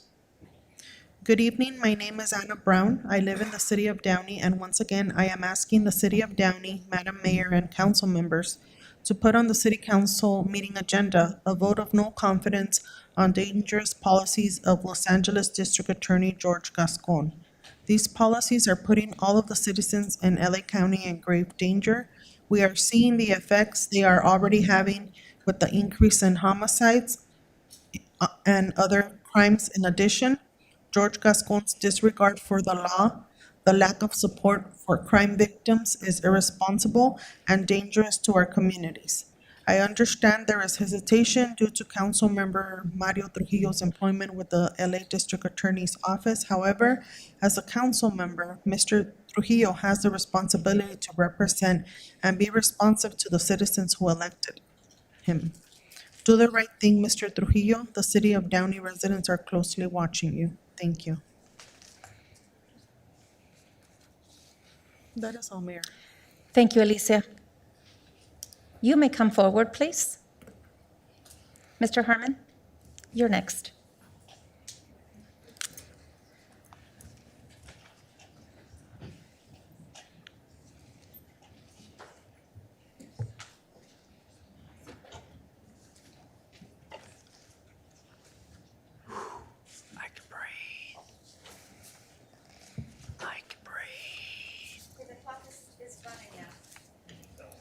The clock is running.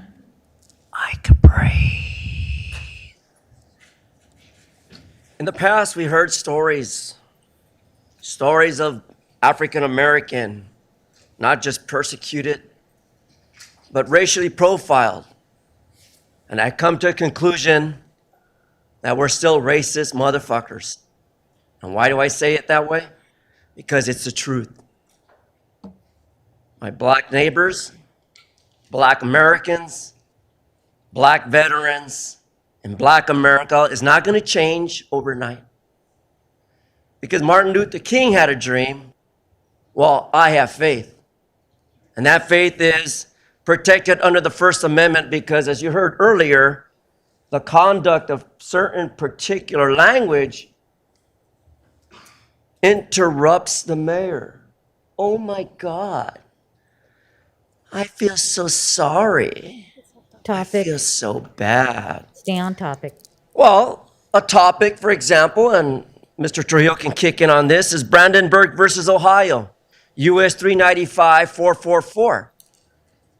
That deals with the public. That's not hate speech. That's nothing against the police, but the police used brutality when they arrested Mr. Brandenburg for simply speaking what he believed in, the truth. Faith. And faith was determined by the Supreme Court, in which his comments, rather derogatory, if not, I love to read it into the record because, again, this is all a part First Amendment, Fourth Amendment, California Constitution. But apparently my hands are restricted. And that's the reason why African Americans and Latinos are constantly beaten up, harassed, and threatened by police officers. Not the Downey police, but those motherfuckers from Los Angeles, LAPD. Fuck the police. And that's a statement said over and over by NWA, straight out of Compton. And you're going to say that what we say is wrong or bad for the interest of the public? God bless America. Because you know something? This shirt right here, TCU, doesn't mean what you believe it to mean. This acronym stands for more than what you will ever believe. Not the Texas Christian University, but the thugs that cannot understand me. So here's the history. Fuck the police. Thank you, Mommy. Thank you.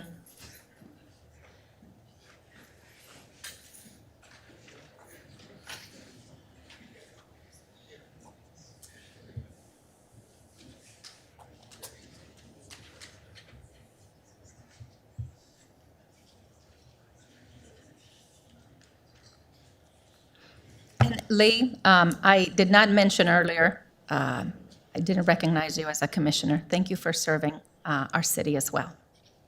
No big deal.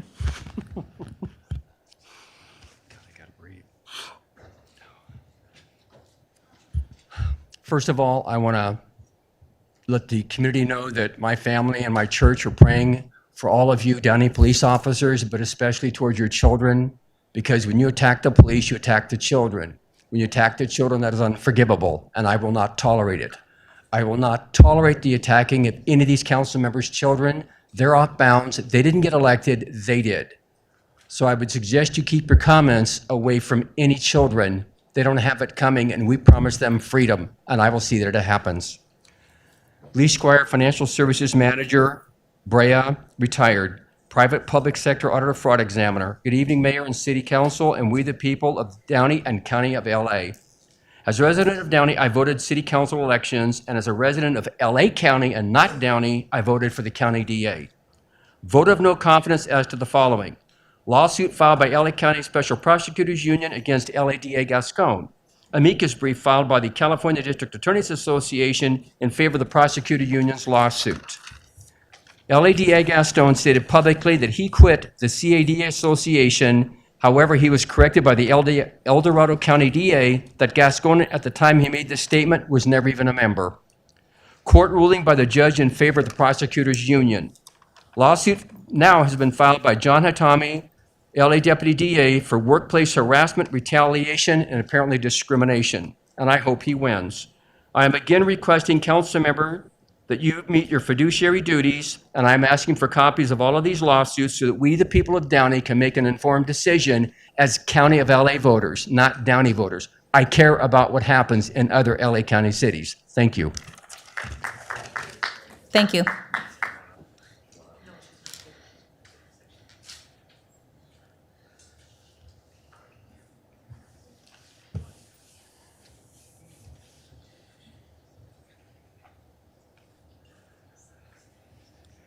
Good evening. Good evening. This is a tough one. Well, is it any wonder we have recalls to consider from the governor's seat to the DA's seat? It's no small thing that the governor endorsed George Gascon. They did their damage up in San Francisco first.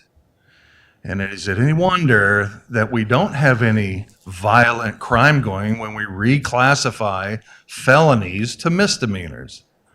And then we just discard the misdemeanors like they never happened. Well, they're happening, but we just don't acknowledge them. So there you go, crime is down. To listen to Mr. Trujillo, maybe we need to lay off some of our policemen. If things are going so good out here, go up Telegraph Road if you want to get an eyeful of stuff happening. It goes on all the time. But because of cash bail, we're just going to get rid of that and just let them back out on the street. We're not going to incarcerate them any longer for COVID or because we're humane. And then to play the race card. That is absolutely ridiculous. Obviously, the message of being an individual, a sovereign individual, is not sinking in to this council.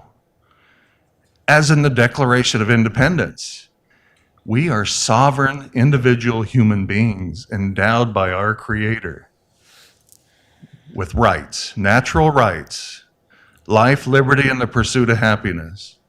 Your skin color is just an incidental event in history.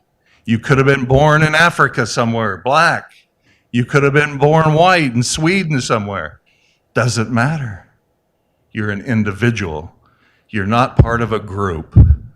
But is it any wonder that this poor police chief gets grilled up here like she was grilled? It's shameful. It's absolutely shameful. Oh man, this is a tough one. But anyway, if you're gonna, and it's ironic that George Gascon was put in office on December 7th, a very important date in American history. Pearl Harbor. Pearl Harbor, and that's what they've unleashed on the law-abiding citizens of this state and in this country. And if you're going to Pearl Harbor us, we're going to Nagasaki you.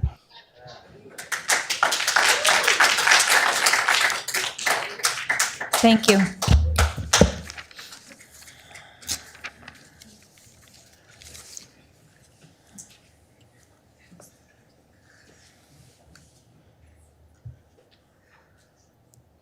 I think is Miss Elsa going to speak? Oh, later. Okay. Hello. Hello, Madam Mayor and City Council, Assistant City Manager and staff. I'd like to refer to some of the comments from Mr. Trujillo.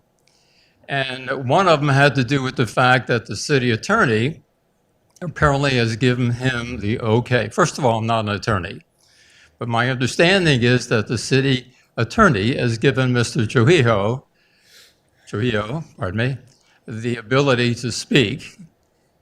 If I were him, I would not speak or take a vote only from the point of view that the perception of him in the public voting on this issue with the knowledge that he does work for the county district attorney would provide a cloud on his vote. Secondly, having him use the race card is a low blow to all of you here at the diocese. That should not enter into the discussion of anything in our country today. So basically, I would suggest that those in favor of removing Mr. George Gascon go to the website Recall George Gascon. That's Recall George Gascon. They need approximately 600,000 signatures by October the 27th. And this ends my comments. Thank you, Mr. Lacy.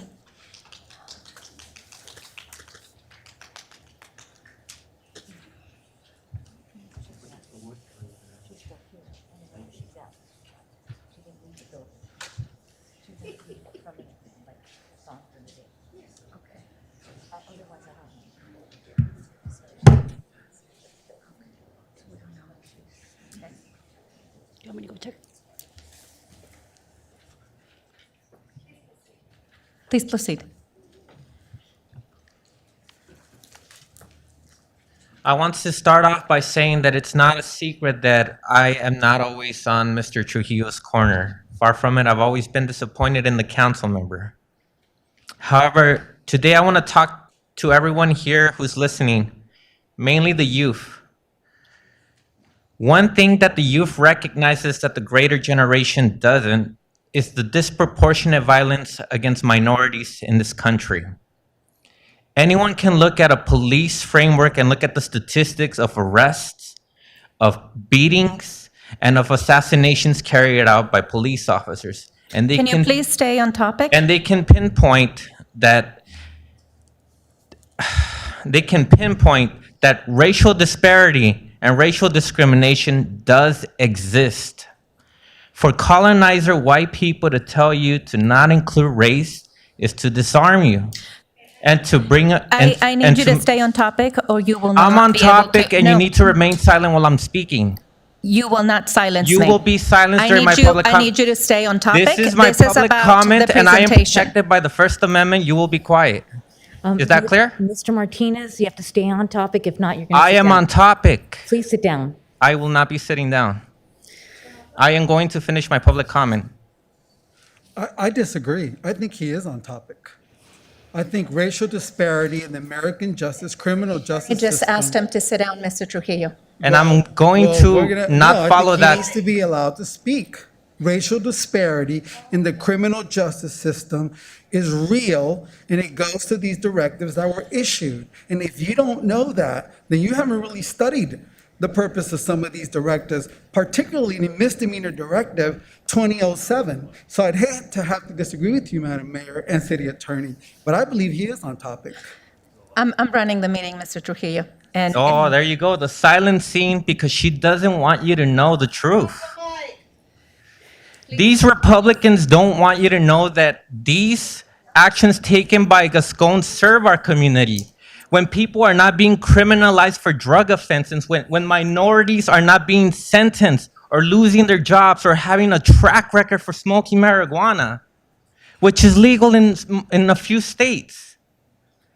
When people do that, these actions are for the community.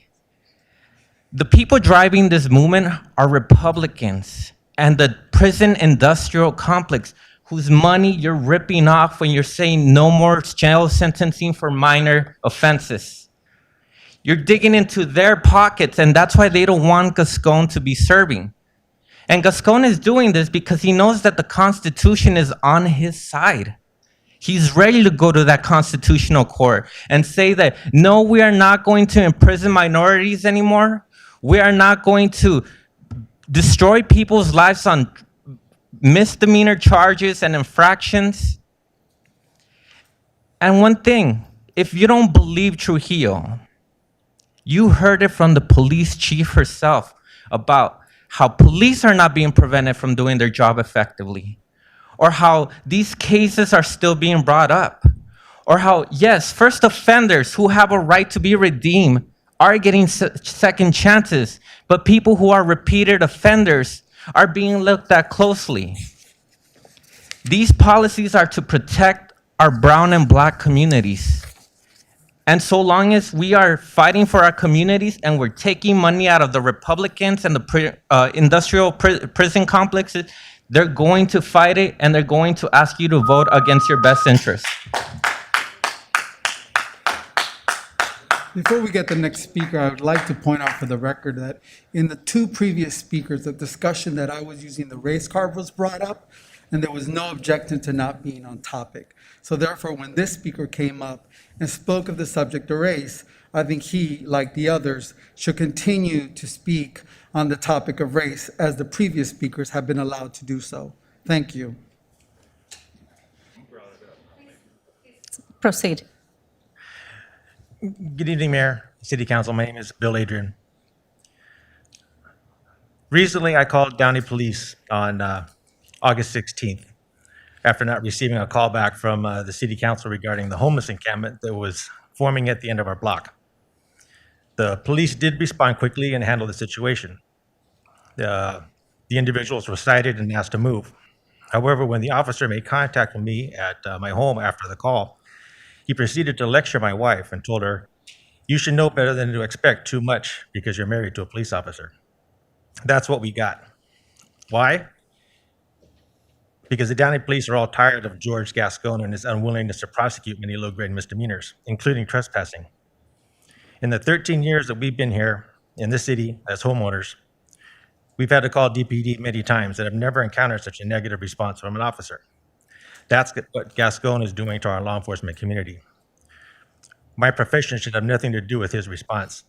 I've been a police officer for over 22 years, almost as long as this young officer's been alive. And I not only feel for him, but understand that his hands are tied. As frustrating as it is, as frustrating as all of this is for everyone, it's important to remember that as a public servant, our main job is to keep our community safe and happy. And how can you do that when you have someone like Gascon making our job harder every day? I've been here for the past 4 meetings asking for the city council to put it to a vote. It's as simple as that. Just put it to a vote of no confidence and join the surrounding communities in denouncing his directives and his policies because of how dangerous they are. If it's put to a vote and it doesn't happen, then so be it. All I'm asking for is put to a vote. Your job is not to cower in front of the DA or any of his employees. Your job is to represent the 112,000 people here in the city of Downey. Those people are more important than any one person. So I just ask you again, put it to a vote. Thank you. Thank you.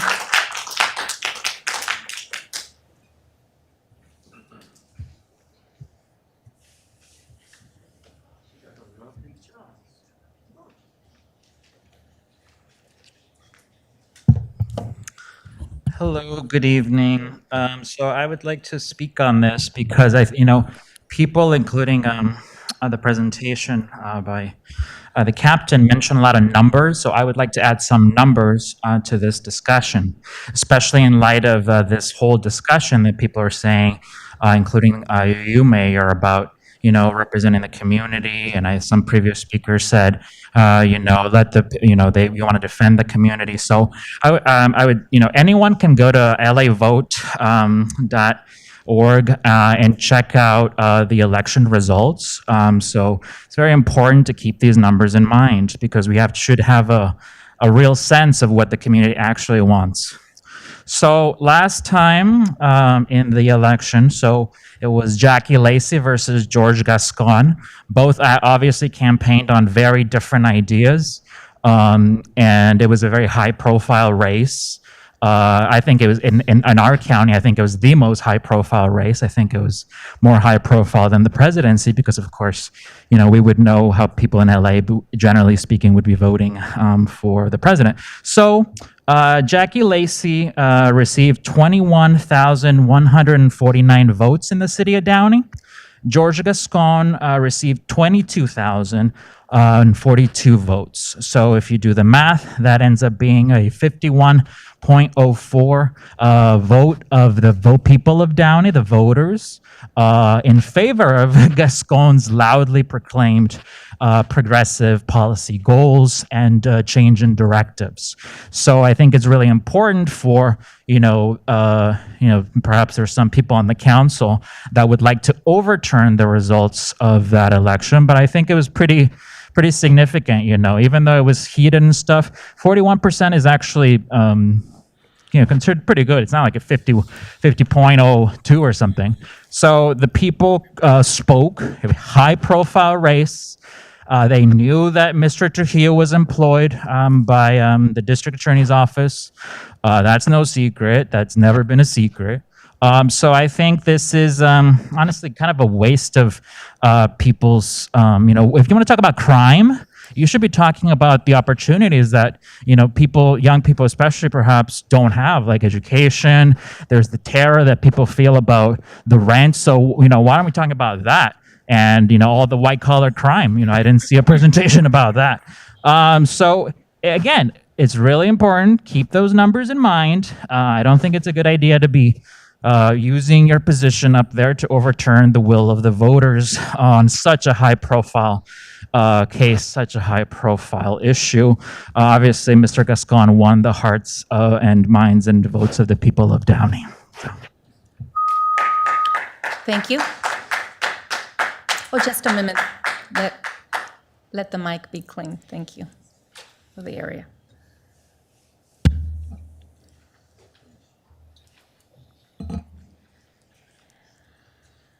Hello. I just wanted to say, first of all, that this is my very first Downey City Council meeting. Can you speak a little louder? Get closer to the microphone. Thank you. This is my very first Downey City Council meeting, and I'm not used to speaking in public, but I have a few things that I'd like to say. First of all, I'm absolutely disgusted that someone could sit up on their high seat looking down at a member of the public whom you serve and call them a derogatory remark. That is very unbecoming of a council member, I believe. Second of all, with a number of people that have voted, or a number of cities that have voted no confidence, I think it's clear to see there's a little buyer's remorse going on, because there's a lot of cities that are voting no confidence. So we're not the only ones. And next, I would like to say that the people that will be most affected by not getting justice, which is what is being robbed of victims now, because it doesn't matter how many times you arrest somebody, if you don't get justice, it's a bunch of bullshit. So you're robbing justice of the most disproportionately affected people, Black and brown people. That's who's going to be affected the most by this, who are not going to get their justice. This is an absolute travesty. I can't believe that this kind of lawlessness is going on. The police officers are doing their job. This woman did her job and was grilled, unfortunately. I appreciate you. I appreciate all that you and the department do for this community, and I think you should be applauded. Gascon is not doing his job. Nobody's getting justice. So I plead with you to please think of the community members who have buyer's remorse and the ones that saw right through all this crap, and please vote no confidence. If you have a heart, if you have a conscience, do what's best for the community members and stop with this bullshit. I'm done. Thank you. I will now, I will now open, I will be taking non-agenda public comment. No? She's here for a non-agenda public comment. Thank you. Thank you for noticing.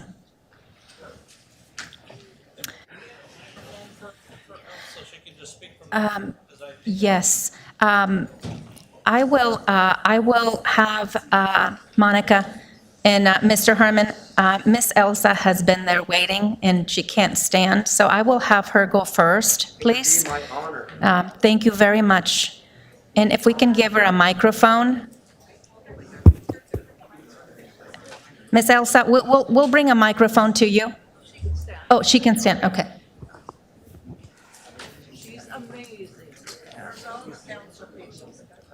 Yes, she is. Thank you. We are now, this is the time for non-agenda public comment, and I thank you all for your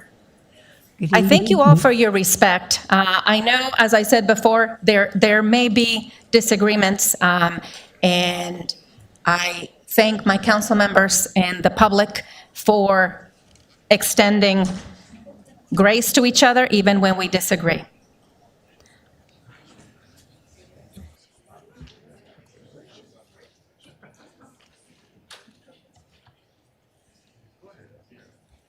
Should I go? Is it time for me to talk?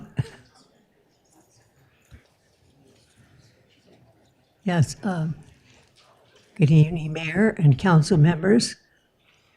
I'm here Just a minute, Miss Elsa. We got to make sure the clock. Go I'm ahead. sorry, I have a hearing problem. I have a hearing problem. Go ahead, Miss Elsa. Go ahead. Okay. I said, tonight I'm here recalling that 4 out of 5 of the council members voted to fly the gay pride flag for a month.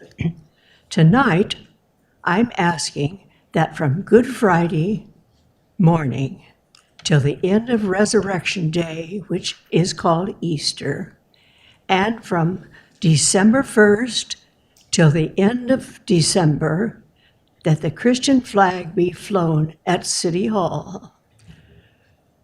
There are certainly holidays, these are certainly holidays that are celebrated by more people than gay pride and are very beneficial to our merchants. Tonight I have a small flag here. This is the Christian flag. But I'm asking you to vote to display it on these days at City Hall, and I'll be happy to furnish you with a large one to fly. Thank you for your attention. Good night.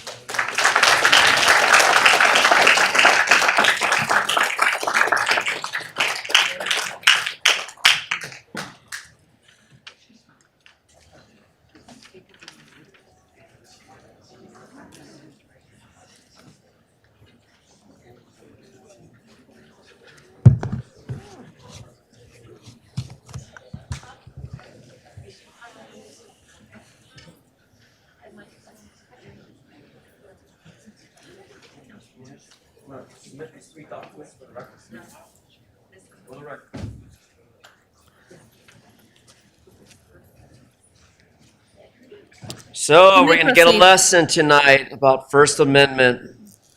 First Amendment regarding Brandenburg versus Ohio, U.S. 395, 444, 1969. Great year.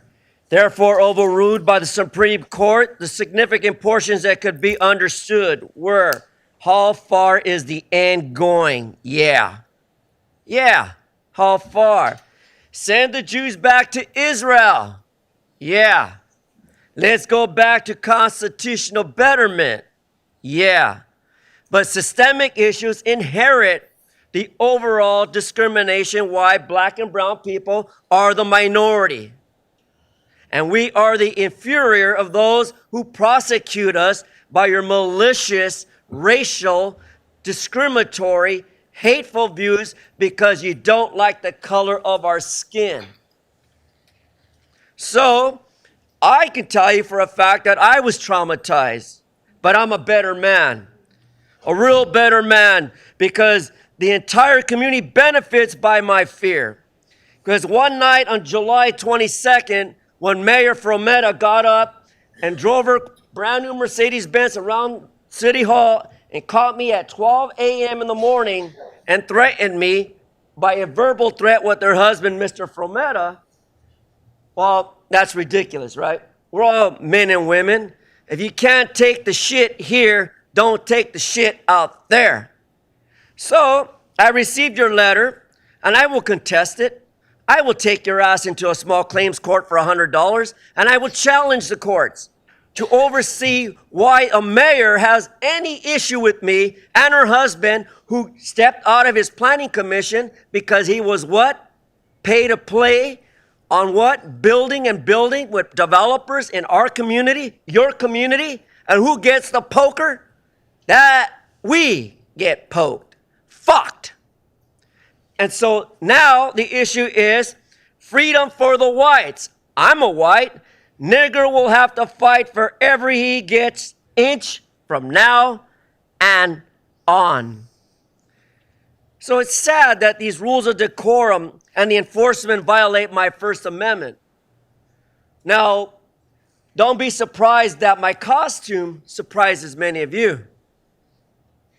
But a costume for those men and women who serve this country to give you the right to speak and be heard, that's your First Amendment, followed by your California Constitution, and followed by multiple Second Amendment, Fifth Amendment, 14th Amendment, all these amendments that the mayor dislikes because she forgets where she was born. I'm an American citizen. I fucking know where I was born. God bless America. It seems that we're doomed. Thank you, Mr. Herman.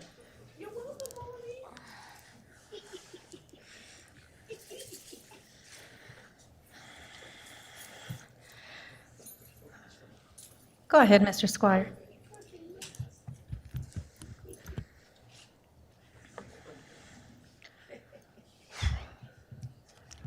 Let me begin. I pray for Americans, the Afghan assets, and the United States military in the nation and country of Afghanistan. Lee Squire, Vietnam-era veteran, U.S. Army, 1967 to 1970. August 1968 to June of 1970, Defense Communications Agency, DCA, top secret computer facility, the Pentagon, Washington, D.C. This is to we the people of this country. Fall of Saigon, fall of Kabul. The United States intelligence services of the United States Army, Marine Corps, and the Navy would have developed what are called Afghan assets, interpreters, and informants throughout the nation of Afghanistan in order to protect our ground forces of the Army, Marine Corps, Navy, Air Force, etc. These Afghan assets would provide intel so as to monitor the advancing buildup of the Taliban throughout the country of Afghanistan. For the Biden administration and the Pentagon to tell the American public we had no clue that the Taliban would have believed that the Army and the Marine and the Navy intel to be completely negligent in the protection of our United States armed forces in the nation of Afghanistan. And that is absolutely pure BS. Biden admin and the Pentagon knew of the Trump deal that the Taliban, the focus of Afghanistan, was to be out by May 1st. It begs the big question as to why the Biden commander-in-chief to begin evacuation withdrawal the day after that he was sworn in as the President of the United States and the Commander-in-Chief of the United States Armed Forces. The priority since the Vietnam War has always been American civilians, your assets, then the equipment, and then moving the military would have been last. This appears that the Biden administration has learned nothing from the fall of Saigon. The City of Council needs to consider each one of you issuing a letter to our Congress member for a congressional investigation into the fall of Kabul and the repeat of the fall of Saigon. Thank you. Thank you, Mr. Squire.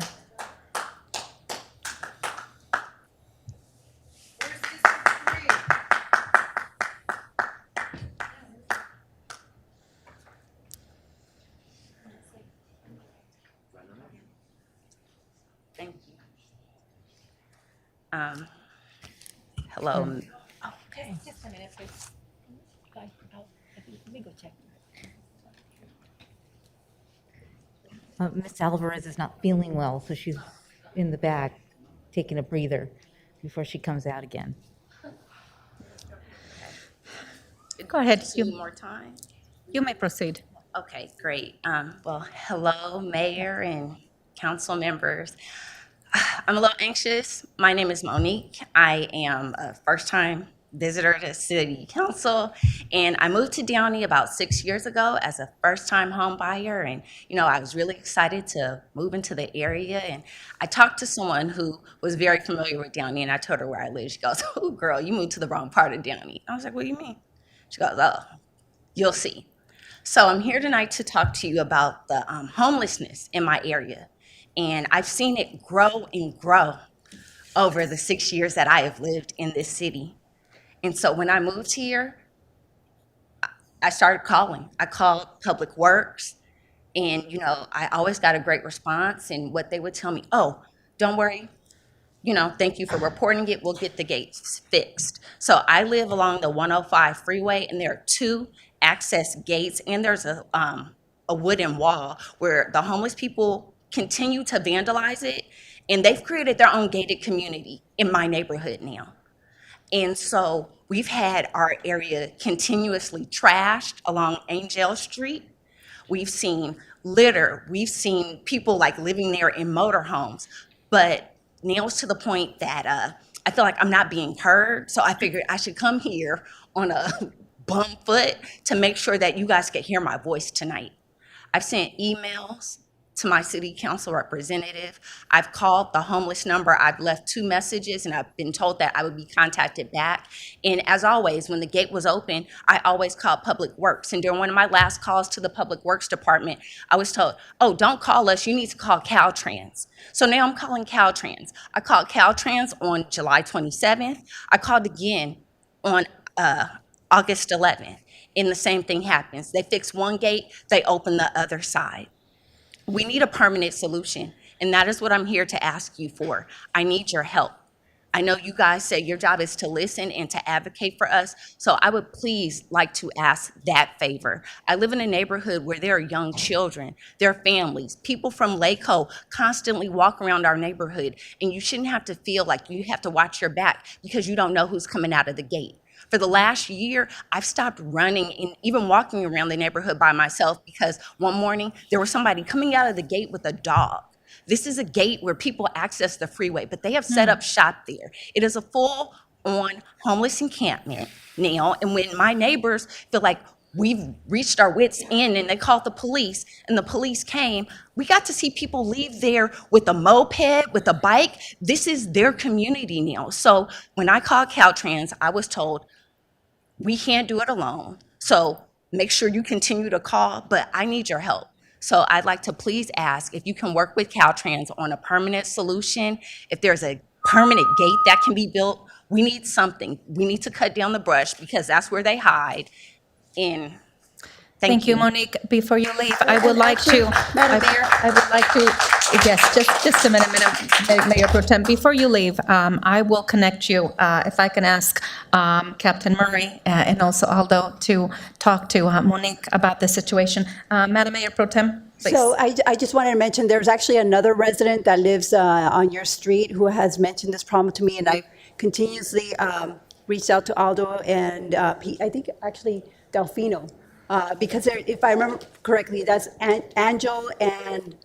It's the access gate that's off of Artist, and then the other gate that's off of Fiddler. You fix one gate, they cut open the other, and they just go back and forth. And I know the resident that reached out to me is on Angel and Columbia Yeah, so the Way. back side of the gate. So that's the resident that has reached out to me.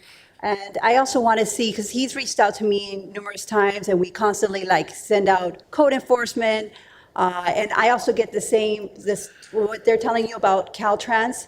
That's what we're getting told. But I want to see if there's something that we can do, because this is a concern that's brought up quite often in that area. And I don't know who she needs to speak to, whether it's Aldo or Delfino.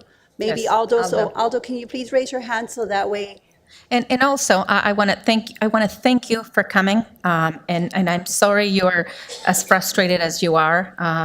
I will ask Captain Murray to also make sure that we have a police detail team to ensure that public safety of that area. But most importantly, get together with Aldo so we can develop a plan and go from there. Get your information. And then also, if you could email me as well. I did. You did? Because I don't. Yes, I sent you an email also after I talked to Caltrans on Okay. August 11th, so I can re-forward that to you. Yeah, can you resend me an email and just Aldo, if you can also give her my email address. So I apologize if I didn't respond. I don't remember seeing it. Like I said, I do have there's a resident that's off of Angel and Columbia who I'm in contact with. So I apologize if I didn't respond to your email. But if you could also just send me another email, that way we can also follow up, because it is that little area, at least along the 105, I know it's a concern. I want to make sure we address it. So thank you so much for being here. Thank you, everyone. Thank you.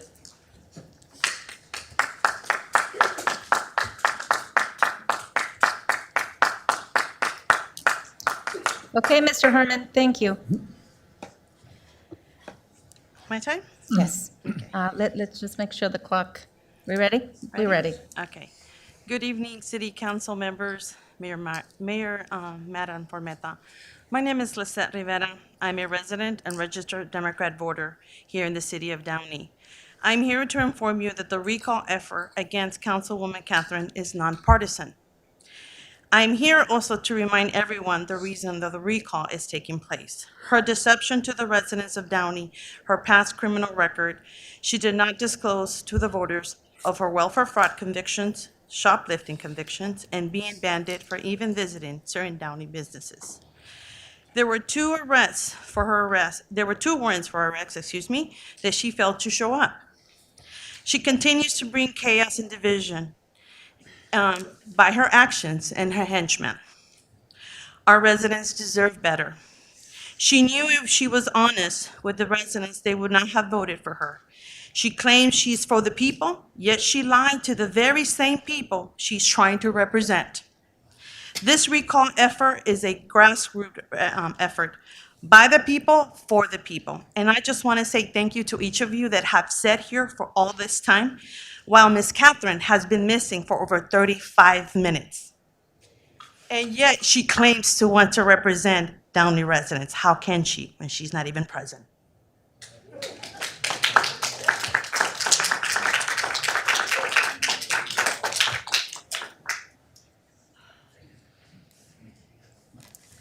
Good evening. Good evening. My name is Leticia Vasquez Wilson. Welcome. And it's nice to be in Downey. I spent my high school years here at St. Pius X. I am a member of the Central Basin Water Board. I'm one of 8 members on that board. And I came last week, I come before you again regarding a letter that I received from an attorney that you hired threatening to sue me for an interview that I did regarding water in Downey. About 3 weeks ago, the city of Downey actually put out this informational bulletin that says that Downey's water supply has a contaminant, PFAS and PFOA. In 2019, the California legislature passed AB 756, which created notification levels for this particular contaminant. In 2020, that bill was implemented in California, and it required water retailers like the city of Downey to start testing for the water. Mr. John Oscui knows this because your assistant city manager sat on the Central Basin Water Board with me as an appointed director during that time. Unfortunately, rather than come to the citizens and the council to help you resolve your issue with the contaminants in the water, he spearheaded an effort to dissolve our water agency. This information was sent via email to Council, actually former Mayor Blanca Pacheco, Councilmember Sean Ashton, and also the current Mayor Claudia Formetta. I have a series of email communications that I sent to you in an effort to try and bring this information to your city council meetings, and I was never taken up on that offer, unfortunately. And I get this threatening letter from your lawyers. The facts are that obviously the city of Downey has produced its own letter that says as follows: some customers may make a personal choice to use water filters or drink bottled water. People with severely compromised immune systems may be at increased risk. These people should seek advice about drinking water from their healthcare providers. Those with other health conditions may wish to consult their doctor for further guidance. So, Mr. Oskui, again, as I mentioned, instead of cleaning up your water, initiated a physical assault against me, an elected official, at the Central Basin Water Board. You can watch that video. Appointed officials assault colleagues during meeting. Again, appointed officials assault colleague during meeting. That was Mr. Oskui, who is your assistant city manager. I ask that you discipline him and that you watch the video and that you correct him for his bad behavior. Thank you very much. And if any member of the public wants this notice, I have several copies that I can pass out to you regarding the water. Fire Stewie. Get out of here.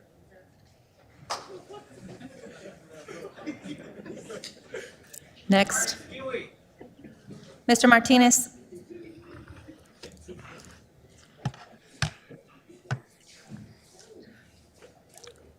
Good evening. You may proceed, yes. We have a recall to consider, our governor's seat in California. Is everybody happy with the way things are going in California? Apparently not. They're not happy in LA either. Are you happy with $4 a gallon to put in your car? I don't think so. Are you happy with all the fires that the governor refuses to go out and either rake the leaves or rake up the dead brush? He's not going to be bothered with that. How about nursing homes? Do we think Andrew Cuomo is the only governor that put infected people into nursing homes and let the old people die in those nursing homes? No, Gavin Newsom is one of those people too, and he's a Democrat. How about the masks? We've been reminded tonight that we have a mask mandate, and yet we see Nancy Pelosi, the chief Democrat in the House, having a big party, nobody masks, and they're all white people there, and they're Democrats, lily white, privileged Democrats. You think they were worried about wearing a mask or getting sick? I don't think so. I don't think it's that important to them. How about Gavin Newsom at the French Laundry restaurant, caught repeatedly partying with his friends, $25,000 a plate with no mask on? But you have to wear a mask no matter where you're at now. What hypocrisy. Well, let me give you a little history of the Democrat Party while I've got a minute. They are the racists in our country. They own the plantations. They are the party of Dred Scott in 1857. Look that up, boys. Look that up. Roger Taney was the Chief Justice, and they voted 7-2 to maintain slavery in this country. It wasn't until Abraham Lincoln brought the Republican Party around to free the slaves, and over 250,000 white people gave their life to end slavery. And they did it in record time. And there's been no other country that went to war to end slavery except the United States. So in mind of all this, do you still want to be a privileged white Democrat on their plantation like those poor black folks and the poor brown folks are on their plantations? As long as you listen to them and do what they say, they will take care of you. Get away from them. Go off as an independent. Thank you. Thank you.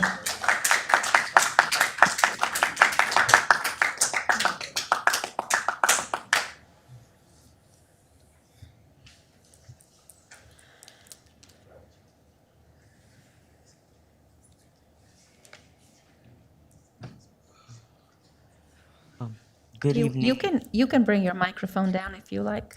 Okay, thank you. Good evening. Good evening, City Council members. I'll not share my name and I'll remain anonymous because of the cyberbullying I have been subjected to on Councilmember Alvarez's page and because I'm a minor. Today, I want to remind and share with our community of what she did to me. On June 26th, I went to an LGBT flag event in Downey with my mom and a fellow LGBTQ plus member. There's an exchange of words between my friend and Alvarez, and that I was not a part of in any way, shape, or form. And Miss Alvarez wanted to kick the friend out of the public event. She took photos of us, all of us, and wrote us all off as homophobes when all I did was stand there. My mother didn't do much. All she did was tell Miss Alvarez that you can't kick somebody out of a public event just because you disagree with them. She made 2 posts talking about how homophobic we are, both in Spanish and English, and all I wanted to do was show my support for my own community and go to my first LGBTQ plus event. Instead, I get blasted all over Facebook, getting called homophobic when I am literally a 15-year-old gay trans man who has been publicly out since 2018. I don't know what Alvarez's problem is, but she should know as an LGBTQ plus member what I go through every day. I mean, I've been called every slur, I've been outcasted many times at school, and I also have the constant basis of dysphoria every day. So I don't know why Alvarez thinks it's a good idea to bully a teenager like me online. I don't understand why we as the LGBT community would want you as a council member to represent us. Please And direct your comments to me. oh, yes, sorry. And honestly, I believe all she does is harm and doesn't take responsibility for anything she does. So please take responsibility for this. Please say sorry. You've had like 2 chances of saying sorry to me, several times in public or in person. You ignored me several times at the Downey Pride Festival. You passed by my booth several times and, acted like I wasn't even there. So I would just appreciate it if you would apologize. Thank you. Thank you.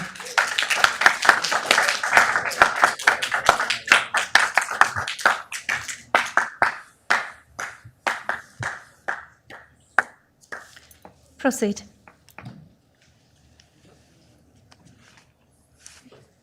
Hello. Hi, my name is Downey. Can you, yes, there you go. So, since it's gracefully given 3 minutes today, I want to speak a little bit about the police. I really appreciate of the work of the police every single time, even though I'm afraid when I see the police car behind me all the time. But regarding the police, I want to speak a little bit about the youth health, since the juvenile hall issue was brought up earlier.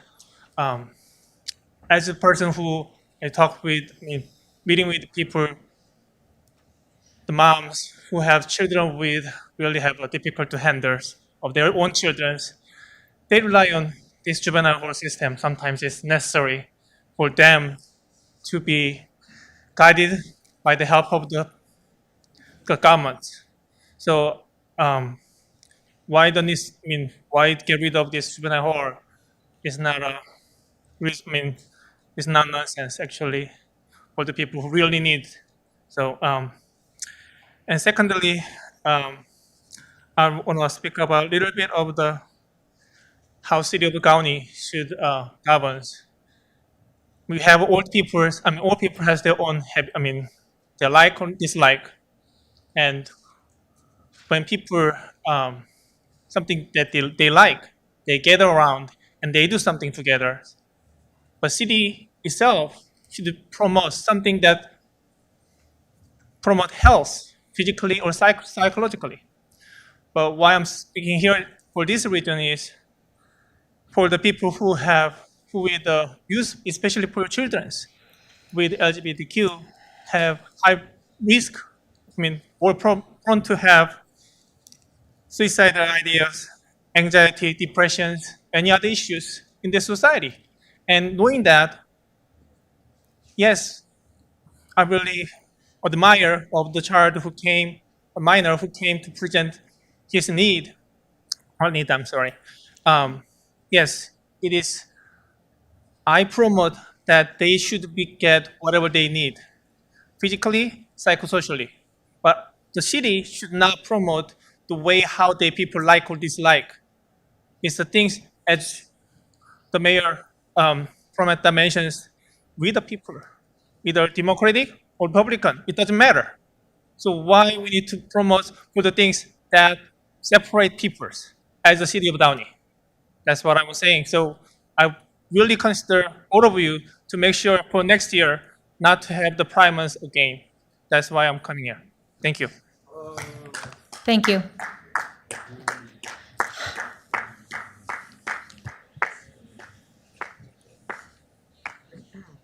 Mr. Martinez, please show the same respect you want.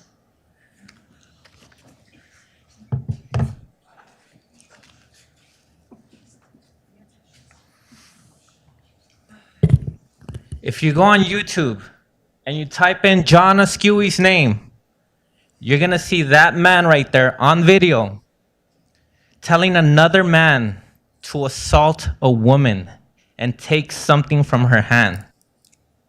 Type it in. After you do that, you're gonna see that not only did he instigate that assault, but that he had a good time by laughing at her and mocking her. That woman is here today, and you can ask her after this meeting what happened if you want. One thing that she brought up too is that there's been contamination in your water for quite a while. PFOA and PFOS, which are forever chemicals that cause cancer, have been in your water system for a very long time. And who represented you as an appointed director here in the city of Downey for that? That man, John Askewy. And guess what? He did not tell you about the water contamination because Downey is a business and they got to protect their reputation. So while you're drinking poison, they're racking up some dollars. Here's the third thing. You have a voting right. Right now, someone represents you and your water. Mr. Askewy led a campaign with a bunch of cities to destroy the central water basin. What does that mean? That means that everyone that is sitting in here would have lost their voting right. That's your civil rights. That's your right to vote. That is your voice. What black leaders and brown leaders have fought, died for, and been persecuted for. That man tried to take that away from you. Here's the fourth one, and this is why he should be fired. If you go to the Downey City Council minutes that are put down by the government, go to the one that's on July 27th. Then go 1 hour and 10 minutes into that video. If you start to listen carefully, you're gonna hear Mr. Askewy's voice while a video of the children who are part of the Downey programs is being shown to the rest of the community. You're gonna hear Mr. Askewy say, "Man, those kids are fat." As funny as it sounds right now, that's a staff member getting paid close to $300,000 salary to body shame little kids. Our kids, by the way, because most of you have your kids in Downey programs. So that's your children he's talking about. This is on public record. Gilbert leave us open an investigation, and guess what? He's not gonna conclude anything because he's not gonna fire his boy. That's his buddy right there. He runs his agenda. And Mr. Askewy, if you think I'm done, we're gonna talk about the bonds and Measure S that you haven't been properly reporting. That's next week. Next meeting.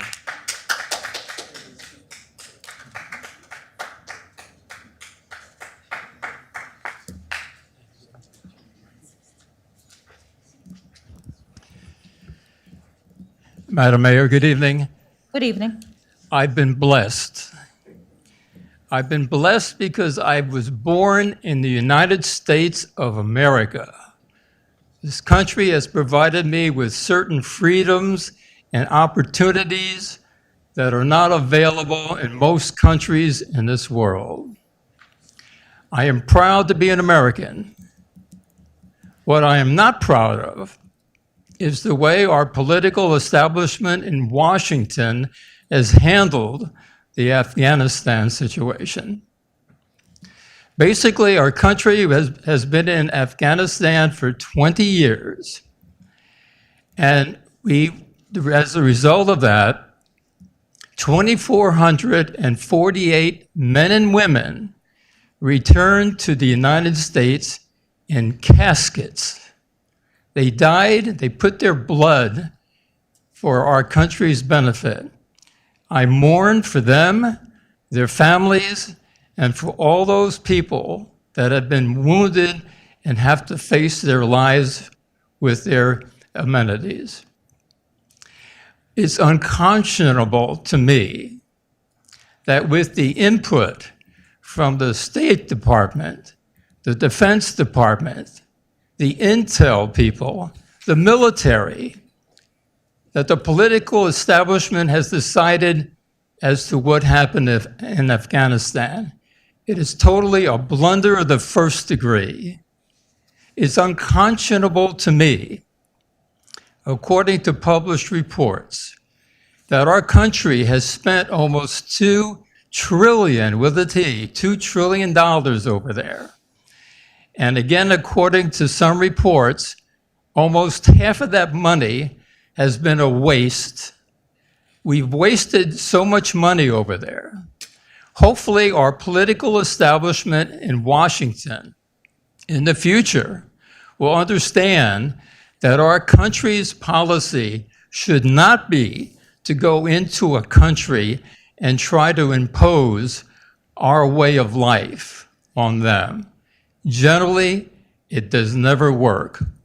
One final thing, it's unconscionable to me that our military can leave over $85 billion, with a B, $85 billion worth of machinery, trucks, equipment, and leave it to the Taliban. We as the people need to wake up. We need to get together and wake up people, inform our Congress people. If you do not approve of what's happening, let them know that we will not stand for the terrible information. Thank you. Thank you, Mr. Lacy.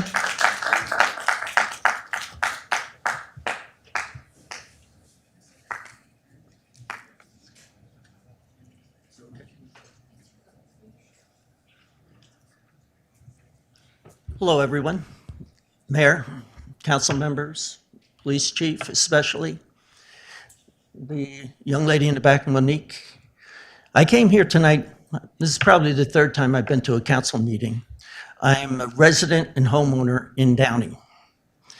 And I planned on coming here just to see what was going on. I had some issues which I'm not comfortable having a felon handle a $13 billion budget for my taxes.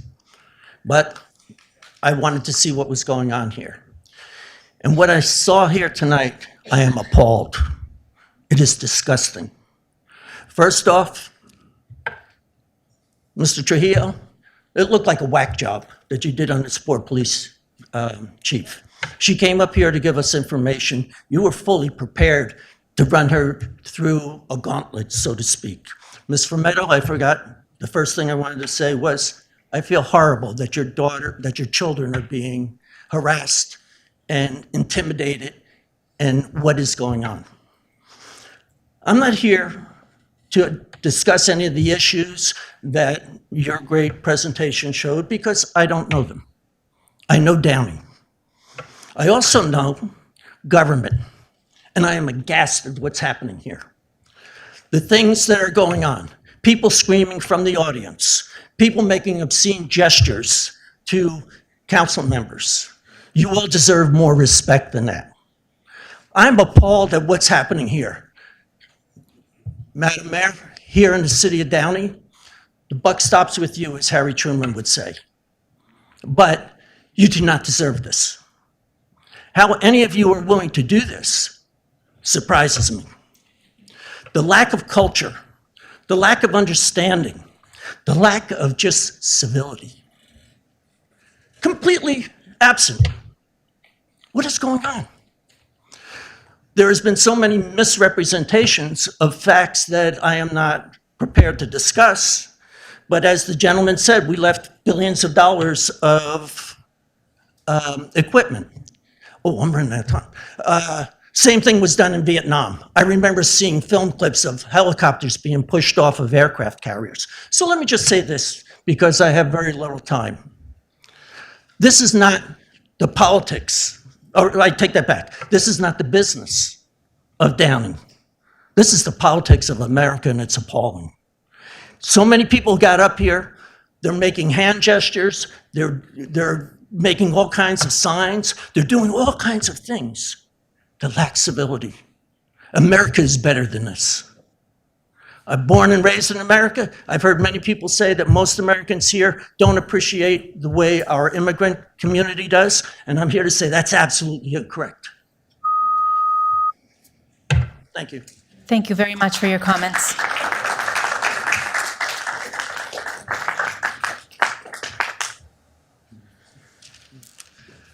Good evening, council members and people of Downey residents. I'm not really sure your backgrounds.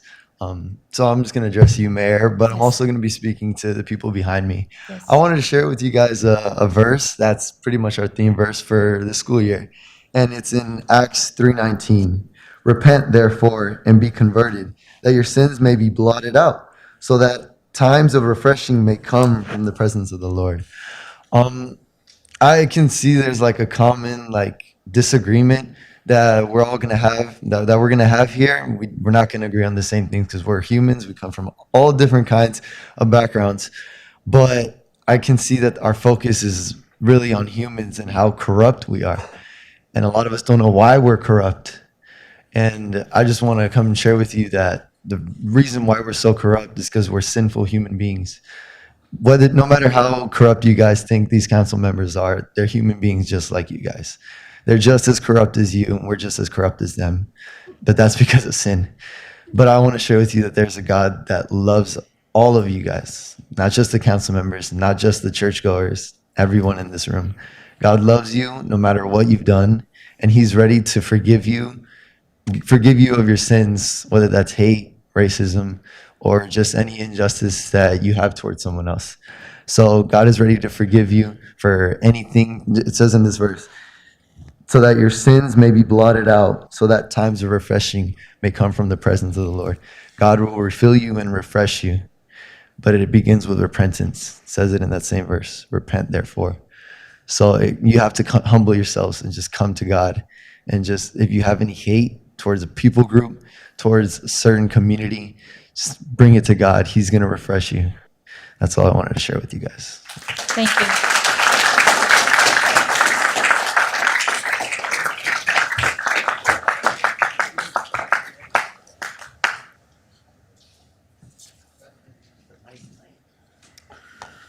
Okay, so I'd like to talk about this quality of people who unfortunately sometimes don't have a home. So sometimes it's called homelessness, but it's really I think we should think deeper about it. We talk a lot about for example helping unhoused veterans. So obviously it's tragic that veterans are homeless, that anybody's homeless. And we have to ask ourselves, and we have to think broadly because, unfortunately, quite unfortunately, some 20 years back, right? Of course, our politicians decided to take our young people to the other side of the world, where the politicians decided that we would be making millions of people homeless, that our young men and women would be tasked with, the upheaval of that society, as well as many other societies throughout our history. We had a mention of course, Vietnam, Saigon, and all of these examples really illustrate just the need for an immediate change in direction in how our country does its core functions. I don't understand why we should be funding all of these destructive wars and not at all helping our people who come back. This seems we're destroying other societies and destroying our own because we refuse to fund help for certainly veterans, their families, even non-veteran families. So these are all things we should really be thinking deeply about. And I'd like to say I really appreciate, Mr. Trujillo mentioned at the beginning in his comments, what are we going to do when this pandemic ends and we have these protections for against evictions, against foreclosures? What's going to happen? Are people going to be out in the street? Well, obviously that would be completely ridiculous, unacceptable. We're supposed to be the wealthiest country in the history of the world. So why would we allow that to happen? Of course, we know it's because we trade housing as if it should be like some type of thing that you have to claw your way through life in order to have access to, instead of something given to you. It's really important to realize that we've had a change in the historical trajectory. It used to be the case that housing, you were in a tribe and you had a communal house. And what was the punishment in those societies? It was early American societies. It was to get out of the communal house. It was unthinkable that someone would have to be excluded from a shelter. But of course, in our modern economy, that's part of the core. So I think it's unacceptable. So I would encourage us to think about homelessness in a broad international sense and declare loudly and proudly, housing is a human right. Thanks. Thank you. As you know, we are under still an emergency order, and public comment, we have been limiting it to 30 minutes. We are now at 41 minutes and counting, so I will allow the last three speakers to come forward, and we will close it with the individual. Good evening. Thank you. First time here. I wasn't going to comment, but I see that there are some issues here. The police chief, it was interesting to hear her, her report. And what I'm hearing is their hands are tied. Stuff that I used to do when I was a kid, now I can get away with. And then race was brought up. It's very concerning because you're telling me, oh, okay, somebody said 70-something% in Downey is Latino, brown. Okay, so what you're telling me is a brown person chooses to commit a crime. Chances are the victim is going to be brown. Nobody's pointing that out, okay? All I know is when I was growing up, you did a crime, you pay the time. And that would help because you had to think, do I want to keep doing this? Do I want to lose my freedom? Am I an animal? Do I belong in a cage? No. Okay, so you could choose to start following the law. And this isn't right. We have rules, we have laws, we have police that enforce those, and then we have the DA that's supposed to follow the law of the letter. Now, we have a recall coming. There's a reason why. The person in charge has made a lot of bad decisions, a lot. We have a chance to correct that, even if it's a 1 year where we test drive whoever is elected. But it's important that everybody vote. Go out there and vote. Because we need a change.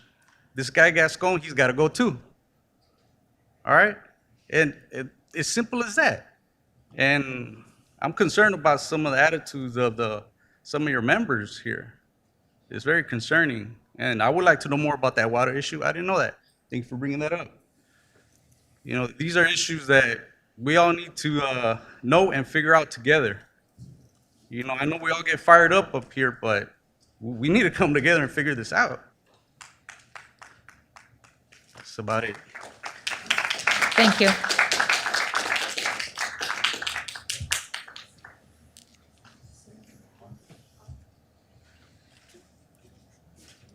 Good evening. My name is Ron Wilson. I'm an attorney and I'm married to Leticia Vasquez. I accompanied her here tonight. I wasn't going to make a comment, but I heard all the comments about free speech and the hypocrisy just overwhelmed me. She's being sued right now by Central Basin because she made a public comment about Downey's water containing contaminants, which it does, and she made a public comment about a water meter charge that Central Basin imposed. She was interviewed by a reporter. She made the comment. It was posted on YouTube, and she wrote letters to the city. Her free speech, this is why I'm talking. They're now suing her to stop her from speaking in public. They went down twice to get an injunction, a temporary restraining order, on June 10th and June 30th. It took the judges less than 10 or 15 minutes to throw it out both times. Central Basin continues with the lawsuit, wasting taxpayer money. They're going to lose it. Why am I here for Downey? Downey had a lawyer named Tiffany Power Scarborough send her a letter threatening to sue her for defamation for hurting Downey's image. I assume your city attorney, Ms. Garcia, will tell you there's no such thing as defamation by a city. I can say anything I want about Downey or California or Los Angeles. You can't sue anyone for defamation, not a public entity. There's no such lawsuit. It's your free speech. Mr. Ascui, he apparently promotes this. I also saw him on the video laughing when Robert Apodaca attacked my wife, tried to grab the gavel out of her hand. It's on a public video. He was sitting there encouraging the guy, laughing about it. He thought it was funny. I mean, it's really incredible to me. And so now you're spending something like, I think the last bill was $170,000. They're paying this lawyer to sue her, to stop her from speaking. The end result of the lawsuit, it'll be thrown out. They'll have to pay both sides attorney's fees. You can't stop someone, especially a public official, from making public statements about water. Guess what? In the lawsuit, they don't even claim what she said was false. They say, oh, we make no comment about that. She just can't talk. This assistant city manager supports this craziness. It's just insane. That's the right to free speech. It's no different from one of you, the many issues who've come before you. You leave this council chamber, you go outside, you make a statement. One of your colleagues doesn't agree with it and they sue you to stop you from speaking. Please, I encourage you to tell Central Basin to stop the nonsense. The school, you know the people over there, they're your buddies. Why don't you talk to them? Tell them to stop it. Thank you.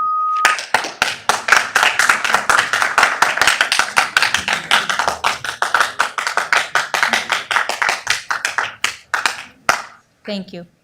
Hello, Madam Mayor, council members. I am a first-time goer to one of these council meetings, and I would just like to apologize to you for the harassment and everything for your children, and I would just like to come up here. I don't really consider myself an expert in this kind of thing, but I have noticed it's just like the amount of blatant just lack of self-awareness in this room. I'm not gonna point fingers, name names or anything. I'm just like up here because I just feel like it's not just an issue of politics or government. It's an issue of the morality behind the whole thing. And I just would like to reiterate like how the gentleman with the black hat, the Bible, it's just our school verse, the time of refreshing. Before refreshing, he said, comes repentance, and with repentance comes redemption. Like, that's the next step. And as a Christian myself, I would just like to encourage everyone in this room. And it's like the Bible also was it was pretty much what the founding fathers used to found America, and justice is like based off of the Bible. And I would just like to encourage everyone here, it's just like to be, I guess, a bit more self-aware. Like he said, we're all corrupt beings. Like, we're all corrupted by sin. We're all fallen, but we have a chance, second chance at life. We have a second chance to be better people, and I would recommend that we all just take that option. And before I finish my statement, I would just like to say thank you for just putting up with everything that you do. Thank you for everything that you do for the city. Whether it's like people have their opinions about it, and I understand that you guys, all of you sitting up there, get attacked, but just thank you for doing your jobs regardless of how you're doing them. Thank you. And I just want to say thank you to the young students from the school that are visiting tonight. And for those of you that are visiting us for the first time or watching us for the first time on YouTube, my sincere apologies if this has been a shocking meeting to you. I don't get used to it. It doesn't matter how many times I sit here. Over the course of public comment, there's many misrepresentations of facts, and character assassination takes place. And I want to, we don't have, it's unbecoming of us as council members, and of course as your mayor, to engage in an exchange of words with anyone that is at the podium expressing their views. But I do want to address, and if you have any comments or specific questions regarding our water, I would like for you to engage with our Director of Public Works, Delfino Consunji. He will discuss that matter. And I will also like there was an issue brought up regarding a comment that was made at a city council meeting back in July. And that matter, Madam Mayor Pro Tem and I spoke with our city manager about those comments that came on record. There was somebody that said, those kids are fat. We believe our children deserve better opportunities for activity and better opportunities for exercise. And no comments to that respect that shame people are excused at any level. Let me tell you that we asked the city manager to conduct an investigation, and it became a personnel matter. The Human Resources Department became involved, and the individuals that were involved in that discussion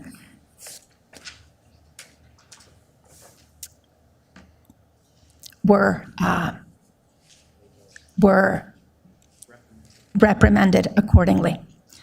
Now, we are not at liberty to divulge or discuss personnel matters, but I do want on the record to say that that investigation did take place. And we want to make sure that our community knows we stand by our community and our children. There was also another comment that took place in regards to Mr. Oscui, in regards to a battery allegation. And I want him to once and for all set the record straight, because as we said, when there is character assassination, and misrepresentation of facts. Facts and truth matters. And for those of you that are watching for the first time or are here, I think it's important for our community to know the facts. And Mr. Scuyo, if you can give you an opportunity to set the record straight.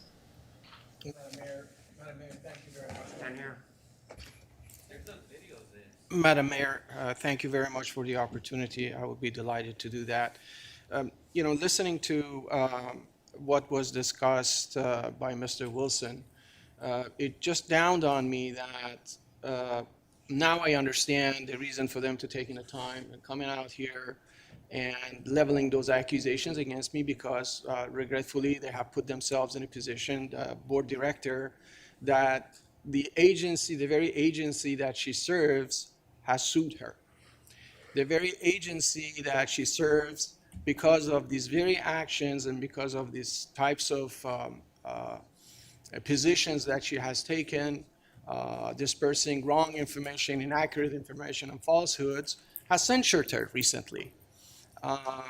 There are actions that has been initiated that has cost the taxpayers thousands and hundreds of thousands of dollars in attorney's fees. Those are the records that can be verified. Those are the type of actions that has historically and regretfully been a part of a practice by Central Basin for over 20 years. And that's exactly what happened in 2015 when the state auditors came in and audited Central Basin and found out that from everything from mismanagement, misspending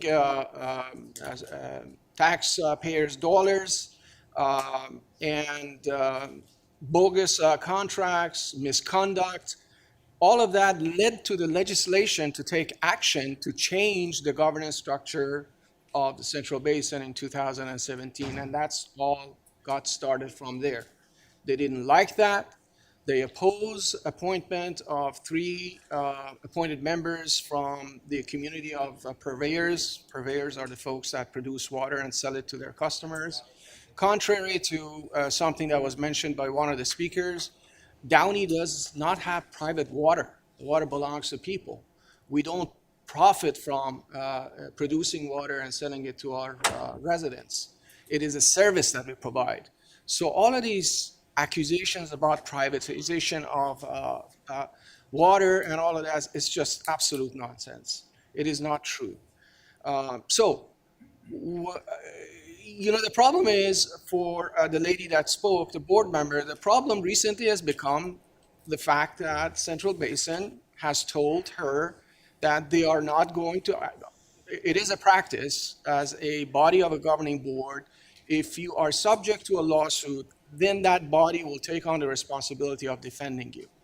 In this particular case, Central Basin has distanced itself from this particular board member and has said that we are not going to defend you.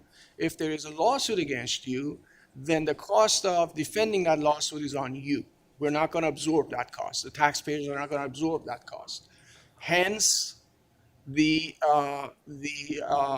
appearances before various council meetings. We are not the only one. They have made appearances in the city of Pico Rivera with the same sort of circumstances. This is all to force the city into a position to back off and Central Basin to back off from a lawsuit. It's nothing to do with us. If Central Basin is suing its own director, it's something that they have to decide on it. They have to discuss it. Nothing to do with us. But what happens in here is folks initiate muddying the water in a way, and character assassination is part of that. So this whole allegation of being on the tape for assaulting a member of the body, that particular board member, a year and a half, 2 years ago, was investigated by a reputable law firm recently at the request of many of the board members, including myself. We wanted once and for all for these allegations to be answered. I should have brought a copy of that opinion letter so I can verbatim read from it. But basically what I remember from it is that we have studied the circumstances, we have studied the set tape, And we have found in no way or fashion that John Oskouyi has initiated or assaulted a board member at that meeting. Something to that effect. Unequivocally, it said that I didn't have, or the other board member didn't have anything to do with an assault or any action remotely similar to that. That's it, period, the end of it. But yet it is easy to say things, it is easy to propagate lies because it muddies the water, and maybe in the muddy water you can benefit from it, and someone would get intimidated. These are the very same folks that in trying to intimidate me send people to my house. They send people to my house to target me and my family members. Other allegations that have leveled against me. All they were trying to do is to put me in a position that I will say, I'm going to back off, I'm going to resign from the Central Basin Water Board, and I'm not going to tell the truth. But I had an obligation to tell exactly what I swore to do. And I just didn't, thank you, Madam Mayor, I just didn't represent the city of Downey, by the way. I was elected by 24 cities in Los Angeles County, in Southeast Los Angeles County, to represent them and their interests. And all of them, every single one of them, all the way to the end, had supported me. Because they knew what I said and what I did was to preserve their rights and their very interests. The record is there. For anyone that is interested, I can discuss the details, but the record is there. Go read it, understand it, and you will see it for yourselves. Thank you. Thank you, Mr. Oskouyi. Thank you. There will be many times where members of the public get allegations of, it's on record, it's on video, and these are misrepresentation of facts. If I want to encourage members of the city of Downey, of the community, if you have specific questions regarding any of our voting records or any of our stance on specific policies regarding our city, please come to me directly. Come to any one of us directly. We will be happy to sit down with you and have an in-person meeting. Having said that, I know we have 2 or 3 written correspondence emails that we need to get to. Go ahead.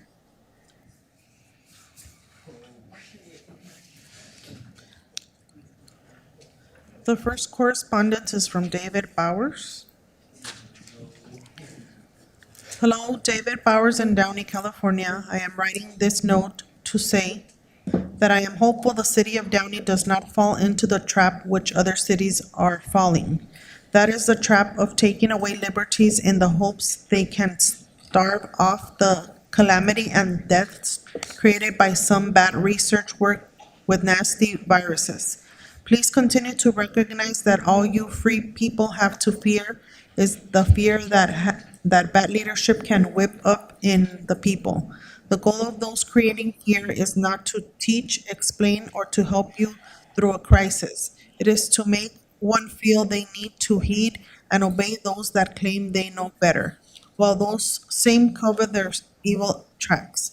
Please keep your minds clear and your thoughts toward a better future for liberty and freedom for all, not just a future that is better suited to despots and despotic tyranny.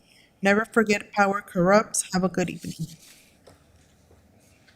The next correspondence is from Jan Yi. I think Mr. Lee already spoke.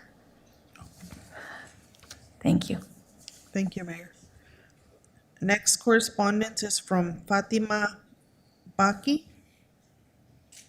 Honorable Mayor, City Council, and Manager, my name is Fatima D. Baki, MSW, MPA, and I am a constituent of District 2, 2L student and mental health clinician. I am requesting that the city recognize the current situation in Kabul, Afghanistan.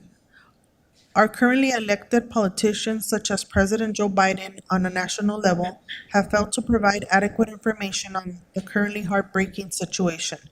Because of misinformation of situations like this from politicians, my younger siblings, students currently a part of the Downey Unified School District, have been victims of racism and Islamophobia recently, quite like I was at Lewis Elementary 20 years ago during 9/11, so unfortunately history may be repeating itself. I believe in democracy and I refuse to let Muslim American people be shunned. As a Muslim American who resides in the city, I think that it's a situation that needs to be addressed.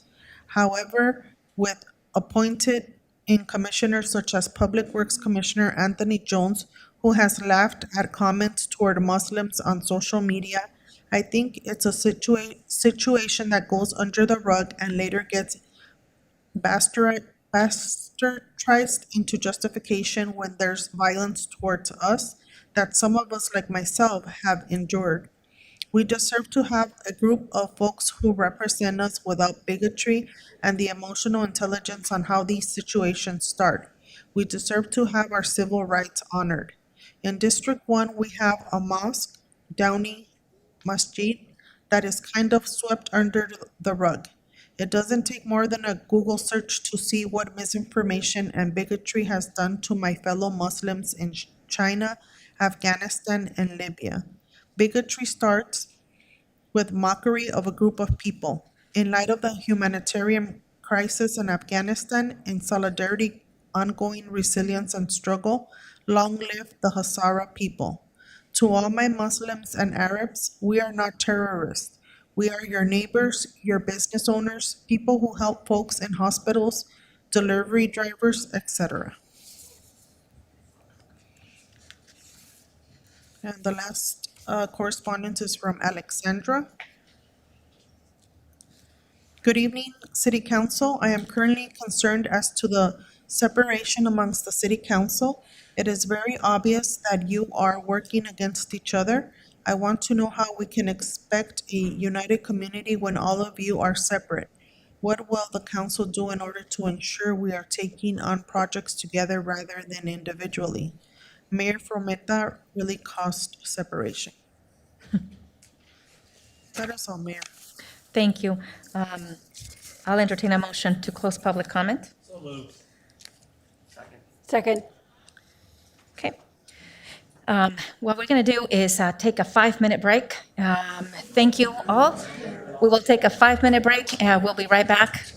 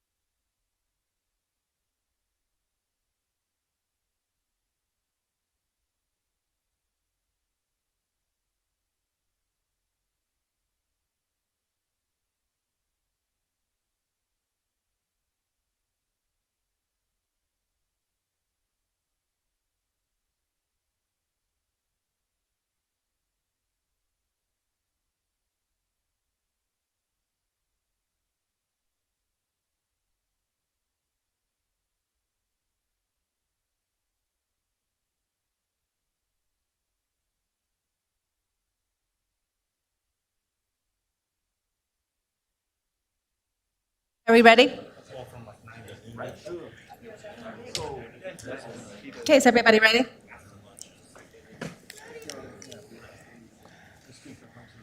Okay, we have one public hearing this evening. It's okay, no. A specific plan amendment to amend the Downtown Downey specific plan to create development standards for drive-through facilities and accessory monument signage in the Firestone Boulevard Gateway District of the Downtown Downey specific plan as requested by the property owner of 8300 Firestone Boulevard. So we're here to introduce an ordinance of the City Council of the City of Downey, amending the Downtown Downey specific plan to introduce and establish standards for drive-through facilities and accessory monument signage within the Firestone Boulevard Gateway District of the Downtown Downey specific plan. The hour having arrived, the public hearing is now open. City Clerk Duarte, do we have proof of publication? Yes, Mayor. Okay, can I have a motion and a second to receive and file the publication? Second. Okay, so Assistant, please vote.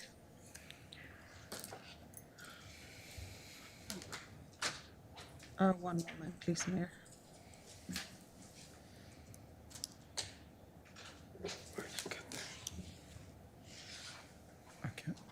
You gotta be on the presentation, yeah. Thank you. You gotta be on presentation. Yeah. Presentation mode. The motion is approved unanimously. Thank you. Okay, thank you. Assistant City Manager Oscui, is there a staff report on this? Madam Mayor, City Planner Crystal Lanavazo, who has been patiently waiting, will do the presentation. Thank you. Madam Mayor and City Attorney, I believe I have to declare a conflict of interest as to this item, as I own property within certain delineated feet from the item in question. I will now step out of the chambers. Okay, thank you, Councilmember Trujillo. That would be 500 feet from commercial property at 110400 Downey Avenue. You may proceed with the presentation. Thank you. Okay. Good evening, Madam Mayor and members of the City Council. For your consideration tonight is a request for a specific plan amendment to introduce a drive-through use and monument sign standards into the Firestone Boulevard Gateway District of the Downtown Downey specific plan. The specific plan amendment was requested by the property owner of 8300 Firestone Boulevard, located on the southwest corner of the Firestone Boulevard and Downey Avenue intersection. Should the amendment be approved, the applicant proposes to remodel the existing commercial building to incorporate a drive-through facility.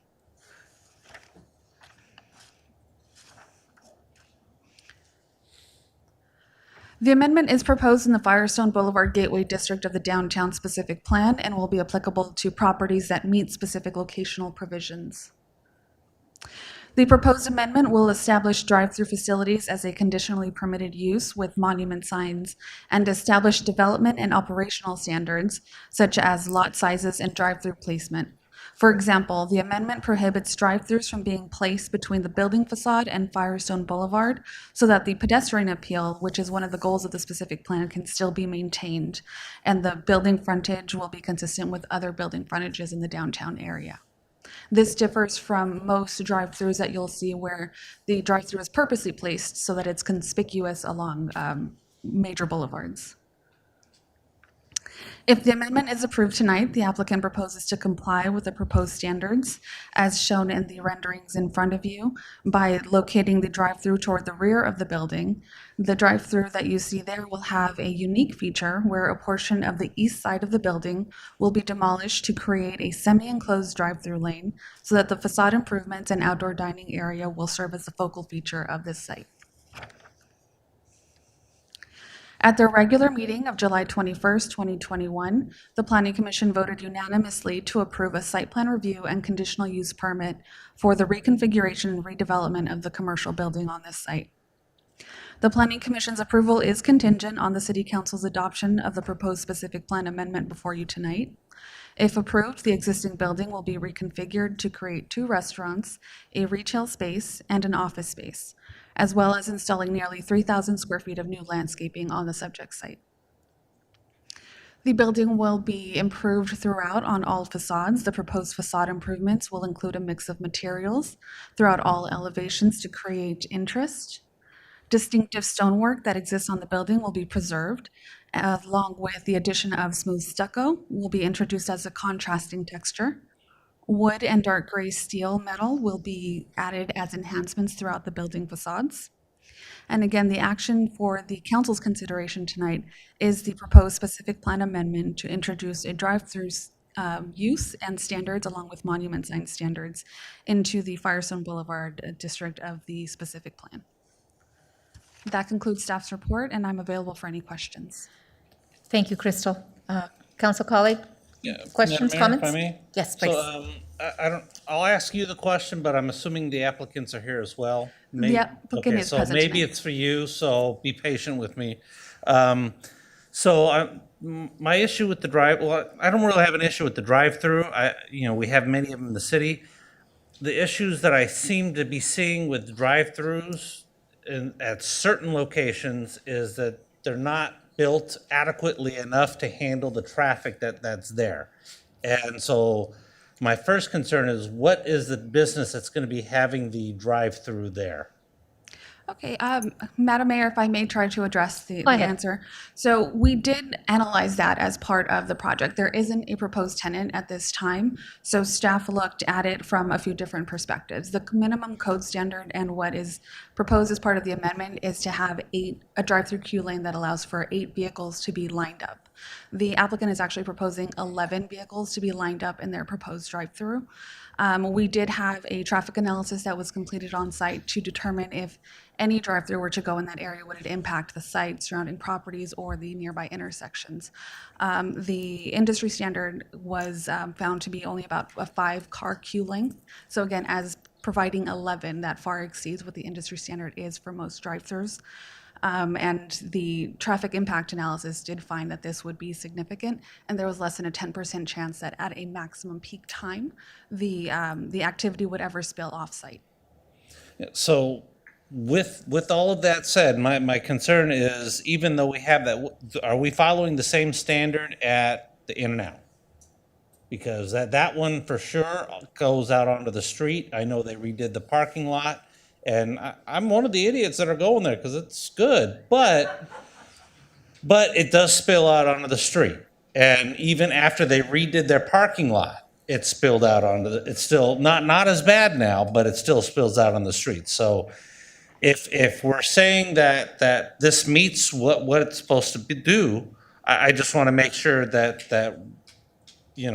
did we know that the In-N-Out wasn't going to meet it?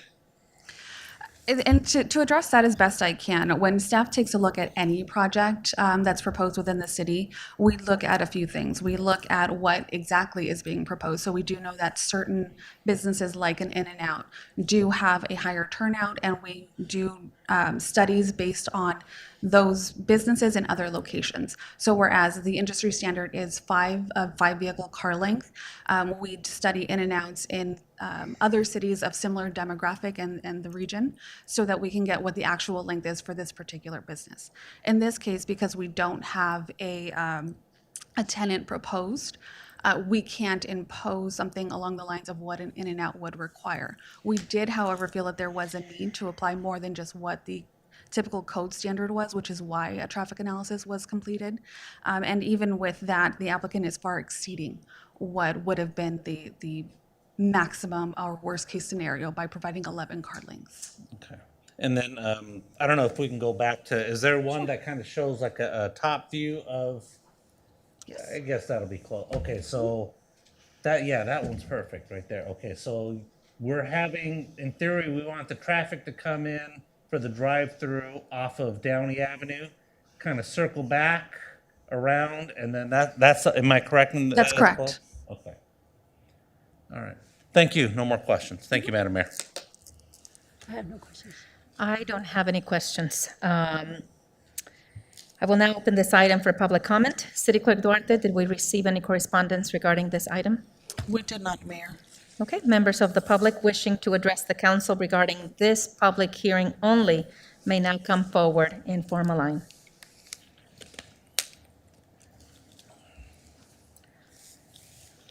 Apparently, nobody wants to speak about this particular planning commission decision. Of course, the mayor's husband's not here. He used to be in planning commission. Yeah, I recall those days with Mr. Rodriguez and planning commission. I used to advise them, when are you criminals gonna just do shit right? Like the few times I caught you with those handicap issues that you had to go back and repair. Now, by looking at these conditions again, in particular, I believe there's a 3,000 square foot landscape, which who the fuck wants landscape in that particular area? Nobody really takes care of it. You should open up that lane further so that the cars can merge into Firestone and get the fuck out of here. Get me? I'm not the idiot. I didn't say that. But think about it. And besides, we just got through fixing that fucking street Firestone and fixing all the fucking sidewalks, and now we're gonna fucking tear them up? Am I right or wrong? Because there's 3 possible ways to get in there. Off of Downey, off the alley, meaning the railroad tracks if you're a psychopath. Some people in white Mercedes drive pretty crazy around here nowadays. But again, in addition to this landscape, yeah, it's an old 2-story old building. And based on the traffic analysts, I think the analyst needs to go back out there and rediscover any issues regarding ADA and come to the 2010 standard, because I don't see that in the conditions. I don't see it in the conditions. I want van parking, at least 2, for disabled people.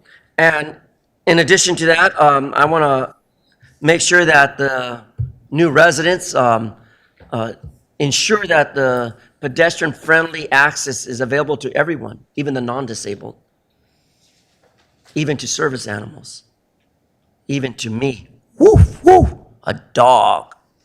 But again, regarding this Kimberly Horn analyst point on this Gateway District, I'll be honest with you. Gateway districts, I was up in Sacramento, they all look the fucking same. Same fucking protocol. Almost like a whitewash. Take an old building and whitewash it, make it look new. But again, hey, if you call that a facelift, go for it. I want to just make sure that the people of Downey have access there and that you don't restrict us from entering either end of Downey and Firestone. Thank you. Thank you, Mr. Herman.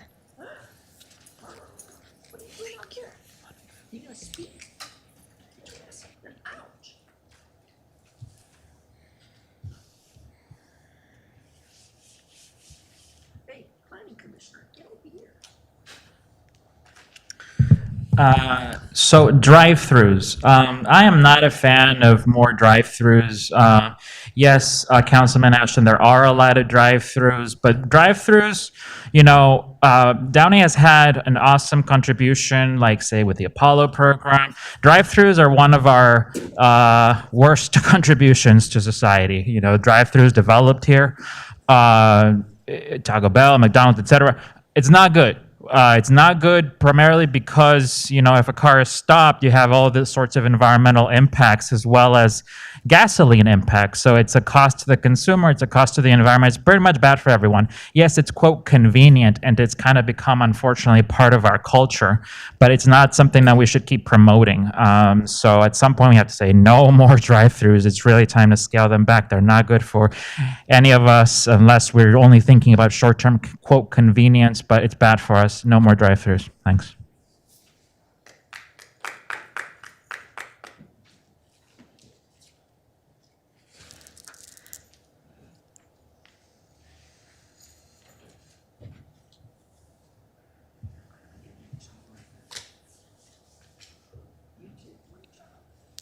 Hello, everyone. Hi, Joanna. So I'm in retail, and I just have to say that my business has been doing so good in Downey.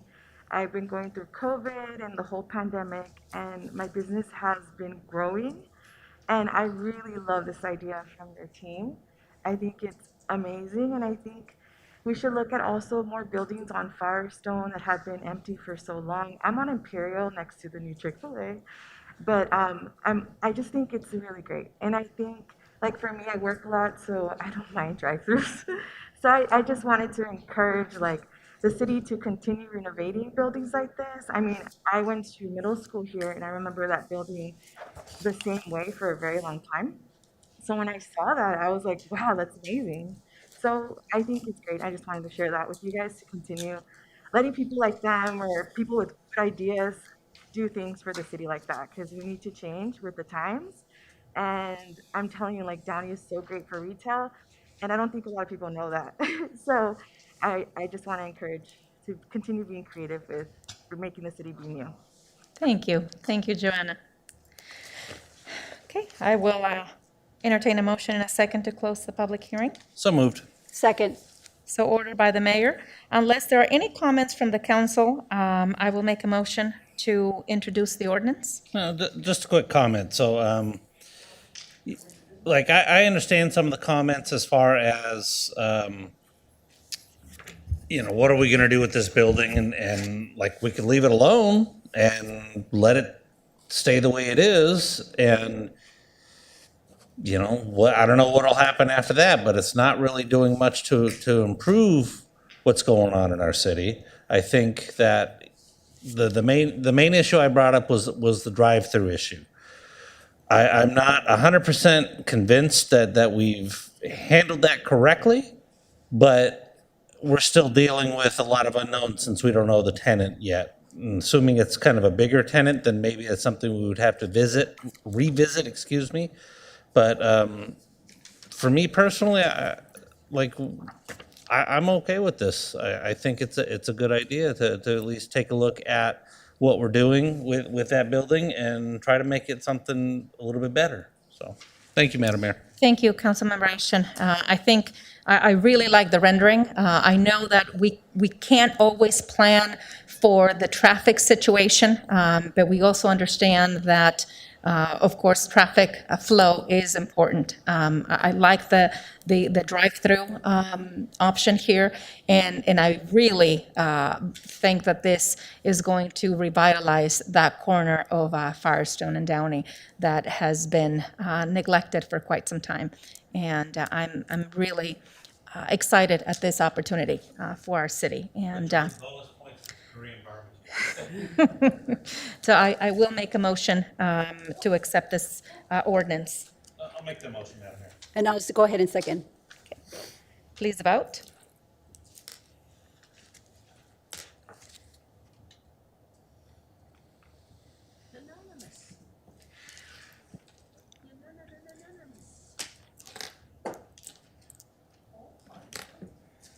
The motion was approved with Councilmember Trujillo abstaining from the item.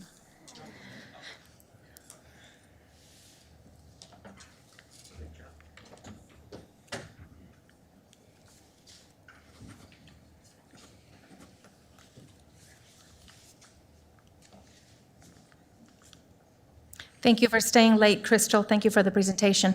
Thank you for joining us so late. Now is the time for consent calendar items. Are there any council members that would like to remove or abstain from an item? I will be abstaining from item number 2, Alicia, because I was absent on that day.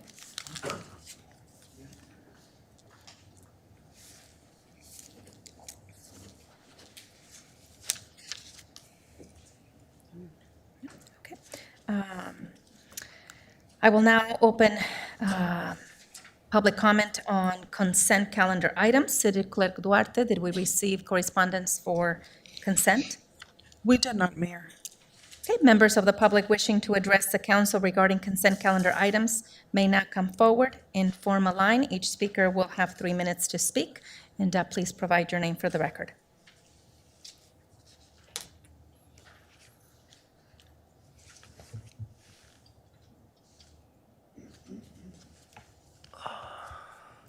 No introduction, Mommy. No introductions. You see, Look at this ridiculous item 13. Just like the past Friday the 13th. Approve a letter in support for Rancho Cucamonga effort. I should put my glasses on. I can't see this fucking shit because these fucking niggers don't give me large print. Oh, there we go. Yeah, regarding that 1% sale tax for the annual conference. Fuck Sacramento. Let them pay for their own fucking shit and problems they created throughout the state. Fucking California's a shithole of mistakes and problems. And you want to charge us 1% after this COVID shit? Come on. What kind of clowns are you? And look at this other bullshit regarding foursomes. Are you fucking crazy? Threesomes bad enough, and now you want to have foursomes? What kind of fools are you? I've never seen a foursome, except in a video or some type of XXX program that you guys watch on the backside of things, but I don't go that play. Yeah, the only shithole hole I hit is a 9-hole, asshole. And then regarding SB number 09, approve those service agreements. Who's laughing over there? Don't fucking laugh at my 9-hole joke. Yeah, regarding the amount of that emergency operations center, we don't need no emergency centers. Look what Gavin Newsom's done. Vote for Larry Elder. Larry E. Elder will resolve all our California problems because we're fucking tired of these assholes in California and that fucking whining little bitch from Sacramento, our governor, Mr. Gavin Newsom. So don't forget, check yes and vote for Larry Elder. Who's better than any of those other morons that are on there that sound like idiots? No offense, Mr. Ashton, but you did raise the question. And then regarding approval of the minutes, Dean Milliken, we miss you, bro. We hope you feel better. Don't forget, tell the doctor to check, disabled so that you collect, your workers' comp, because some niggers make you fight for that shit. And I know that. I fought for 2 winning terms on a workers' compensation shit, and I kicked their ass without a fucking attorney, because I had a workers' comp attorney, and that motherfucker got it all straight and handled and told you, what the fuck are you doing, Armando Herman? Leave him alone, let him get a fucking job, and go back to fucking work. But Dean, you'll do good. My wishes to you, Chief. And then, now in my closing seconds, thank you. Thank you.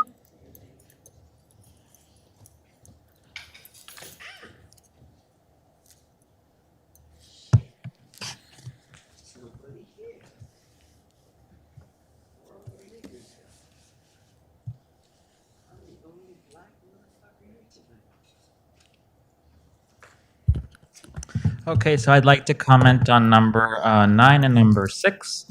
So on number 9, so it looks like there is a emphasis towards more transparency and accountability from the police department. So I think everyone is in favor of government transparency and accountability. So that's one thing. So number 6 is the one about the well rehabilitation. So it has to do with the water, the public works. So I want to talk about broadly that whole topic, so water, well, rehabilitation. Well, so again, as has already been mentioned in other parts of the meeting, apparently you're finally ready to admit that, the well needs to be rehabilitated. It wasn't that many months ago that, you were saying that you were sending me letters, you were using some random attorney from OC that other cities had already sent after me. So you're just like the laughingstock of cities. We, the citizens, can talk about the water as much as we want, about the wells, the rehabilitation. It's all right to talk about such important issues. And actually, Mr. Skewy said that, the water is a public kind of a resource. Yes, currently in the city of Downey, the water is publicly owned, thankfully. So we want to keep it that way. So water rehabilitation, why does it need to be rehabilitated? It's important to ask ourselves. Well, it's because these evil companies that used to be based here in Downey and the surrounding cities conducted industrial processes that resulted in PFAS contamination. So these are, of course, the harmful and destructible, quote, forever chemicals because they don't degrade, they're man-made. So unfortunately, they're kind of everywhere, especially, in the Teflon and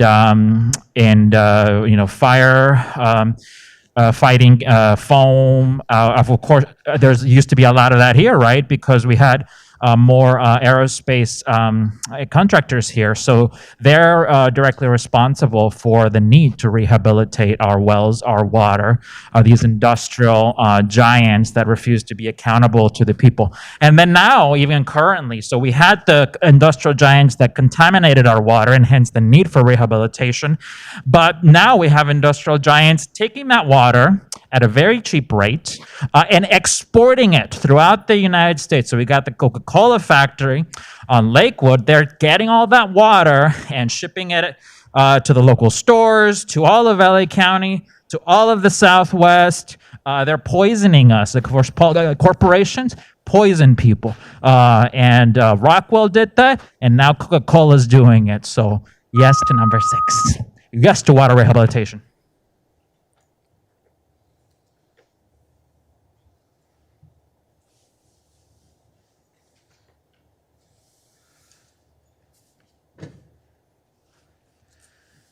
So I want to show my disappointment actually in some of the council members. For the approval of the Onyx, it seems like you are leaning towards that direction. You're going to outsource a firm to conduct some of the future plans for solar energy here. All I asked last meeting was for you to provide a report or to do an inquiry into seeing if we can achieve that on our own. Now, I heard some arguments, and some of those arguments were that it's going to take quite a while.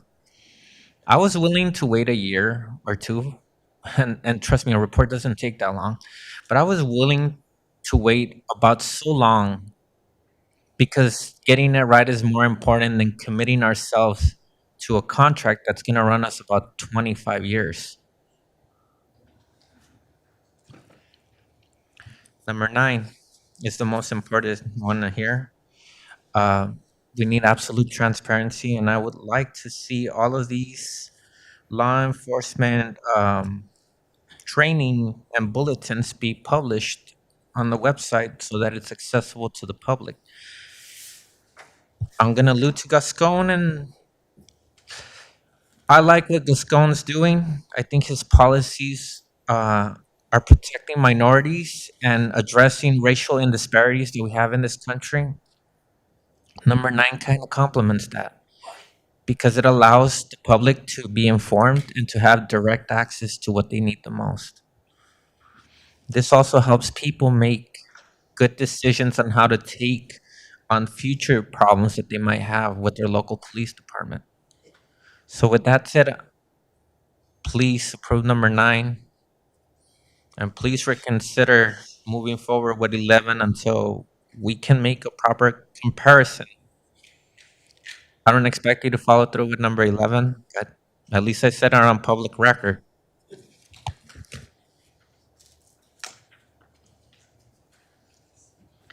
Okay, I'll make a motion to close public comment. Second. Okay. And I will make a motion to approve the consent calendar. Second. Is there anybody else that needs to abstain besides me on number 2? Not, please vote.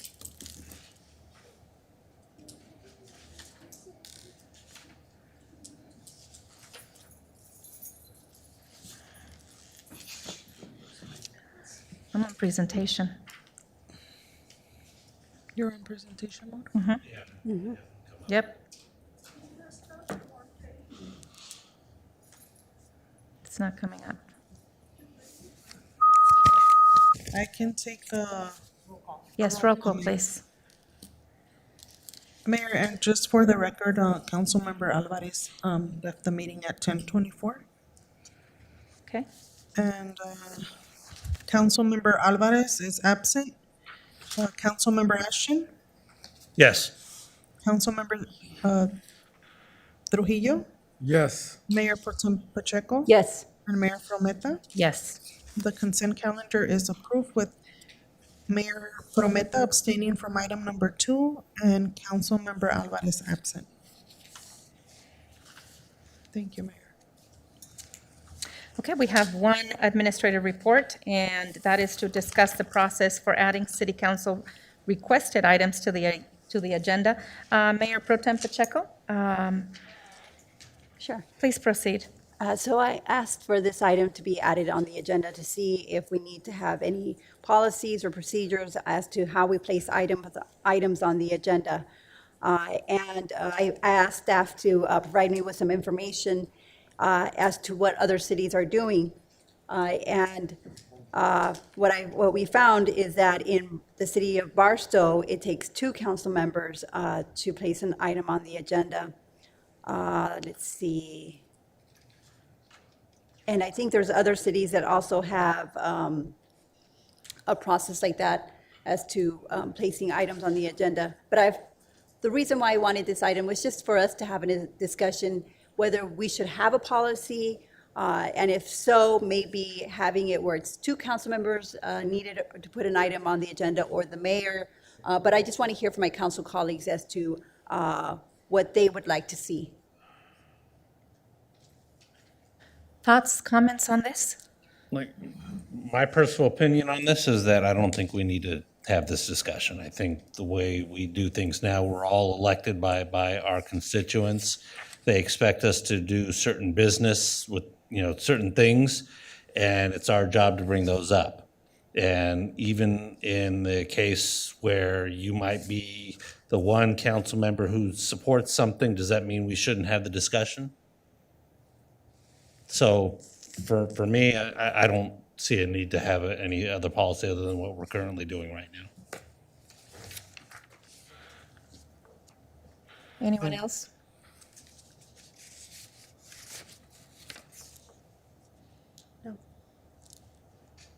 Nothing for me, thank you. Okay.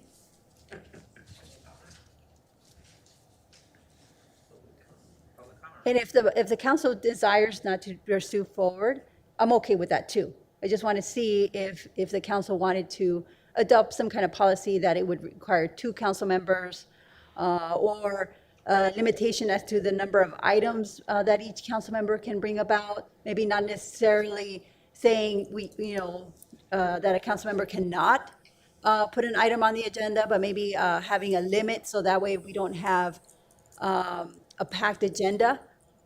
So again, it's up to the council, and I just wanted to bring it up for discussion. So that way it's open and transparent, as to this discussion. So for me, and I'll talk from my personal, I don't think we should limit what or how many items, because most of the time when somebody's bringing something to council, it's because it's coming from a constituent. They want to see this done, they want to see that done. So now, if we start saying we need to limit what a council member can, or how many items a council member can bring to council, now you're saying that they have to make the decision as to which constituent's issue is more important than the other. I understand the need to kind of manage the schedule, and I'm not saying that we should do it all on the same night, but to deny the opportunity of having something brought to discussion at all, to me, it's a non-starter for me. Like, we can, through city staff and that, we can make sure that whatever we need to hear, we will hear, but we can schedule it out on the calendar based on what time. We don't have to do it all at the same time. So again, I just don't think it's something we need to really focus on. Thank you. So maybe we can, if Madam Mayor, if you want, we can open up to the public. Yes, we'll go ahead and open up to the public for our public comment.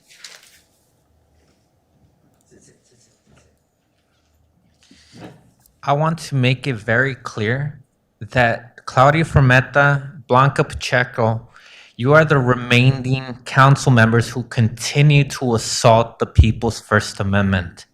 Not only have they cut 5 minutes to 3 minutes, they've taken advantage of this situation to limit people to 30 minutes. You know what that amounts to? 10 speakers only. And if you're the 11 or 12, it all depends on how Claudia's feeling that day, whether you'll get to speak or not. And if you do exceed the 10, and there's a lot of people, then she'll cut down your time to 2 or 1 minutes.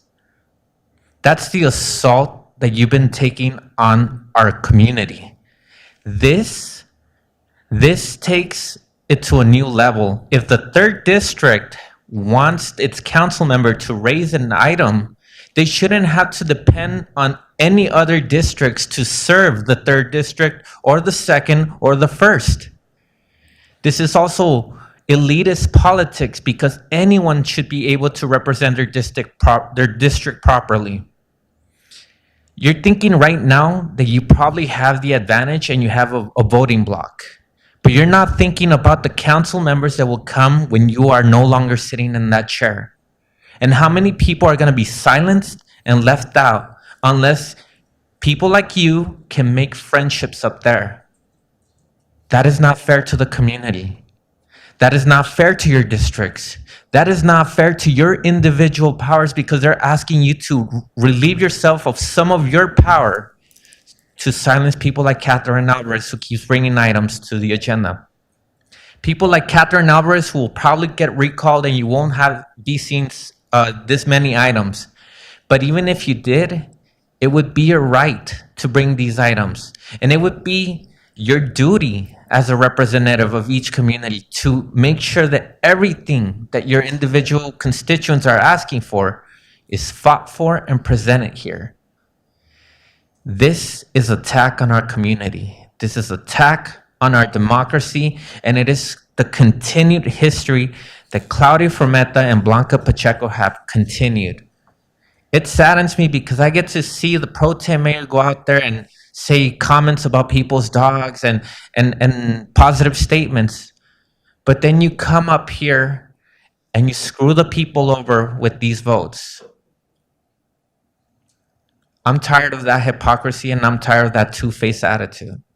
I wish you were better because I think you're a good person, but you keep fucking the people over here. Are you gonna depend on another district to bring something up? Do you want to limit everyone's power and the voices of the community? For the record, it is not us who limits the amount of time. It is the Downey Municipal Code sections 2105 and 2106. Thank you. Go ahead, Mr. Herman. Well, a goat said to say, well, as long as Ms. Frometa is paying off building inspectors and council members to hush hush on the agenda, isn't it obvious? Less time, less speakers, avoid people. So I think the goat is right. For once, the puppet has not just politically correct you, but even Mr. Martinez gracefully put it in a perspective that even I can't imagine. That is it true? Is it true, Ms. Pacheco? You and Ms. Frometa have your own election trials? And you want to throw other people under the bus by denying us our First Amendment? I thought you guys were proud to be Americans. I thought you were proud to see someone wear the red, white, and blue on their shoulder, right? Red, white, and blue. But it's apparent you care less about the lives of any American, any child, any elderly person, and any disabled person. That's the reason why I'm voting for Larry Elder to come to California and clean up this fucking mess. And even then, whatever George does in the DA's office, let him fucking do it.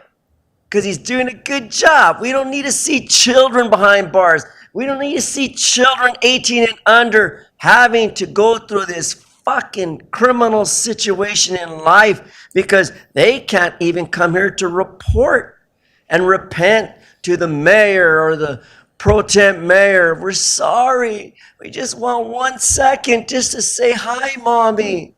And even Mr. Spindler wrote to you guys, and Ms. Duarte dropped the letter somewhere in between the bushes. And then maybe, who knows, for all I know, maybe your dog, Miss Pacheco, came in and chewed up the papers. So please, stop denying us our free speech. Stop censoring us. You need to listen to the public, we the people. I represent California. I am California. Fuck Sacramento. Fuck Gavin Newsom, fuck the DEA, fuck the city attorney, and fuck everyone else who's fucked up California for all of us. Because it's a shame. We need to be heard, we're the voice, and we're going to stay here day in and day out, and I will continue to emphasize there's only one Batman, and Batman's returning. Fuck Fat Nuri Martinez from California, and fuck Gavin Newsom again and for all. And fuck you, Eric Garcetti, you stupid bastard. Thank you. Thank you, Mommy.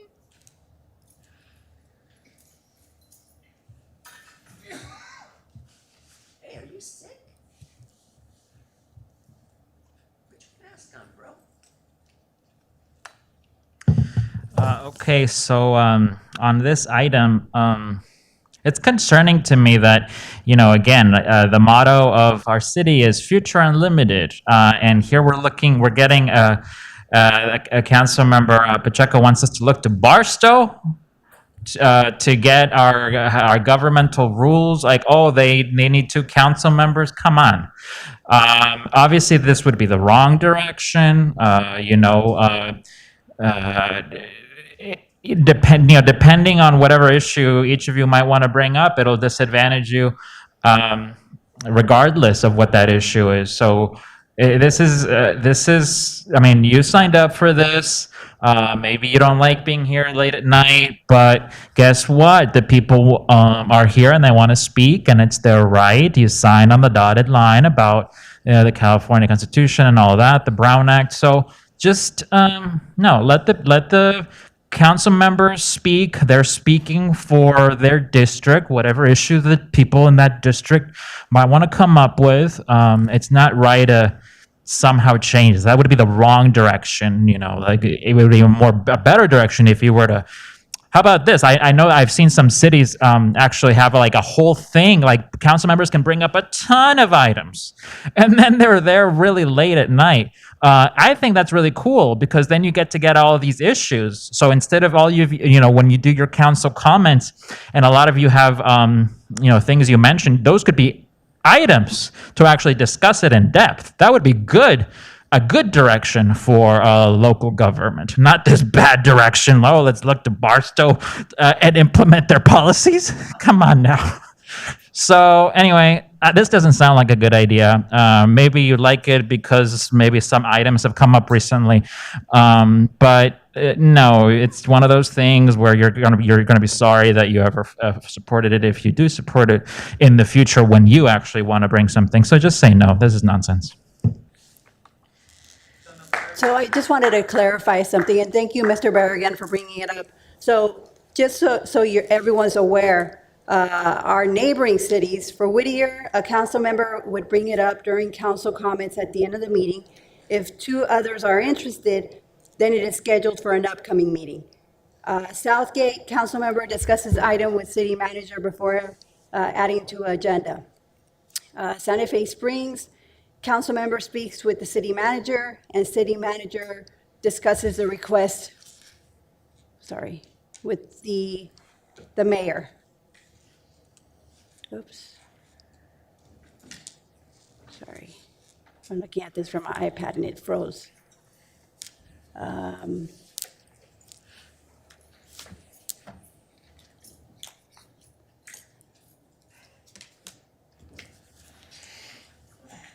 Yeah, so, Madam Mayor Pro Tem, if I can just interrupt really quick, because I know you know, that I think some of those things you kind of brought up, that's kind of how we handle it, because if, you know, there are times when I brought items and I get a call from City Manager Levis saying, how do we want to proceed with this? So it's not just like I bring it up and then we just talk about it. You know, it comes on the next meeting. Usually there's work done behind the scenes for each item that's brought up. And I mean, to the best of my knowledge, that's still happening today. You know, so I think we are, you know, it's not just like I bring something up and then 2 weeks later it's on the agenda with no background or anything behind it. So we are kind of bringing it up with staff. So because I bring it up and then a day or two later,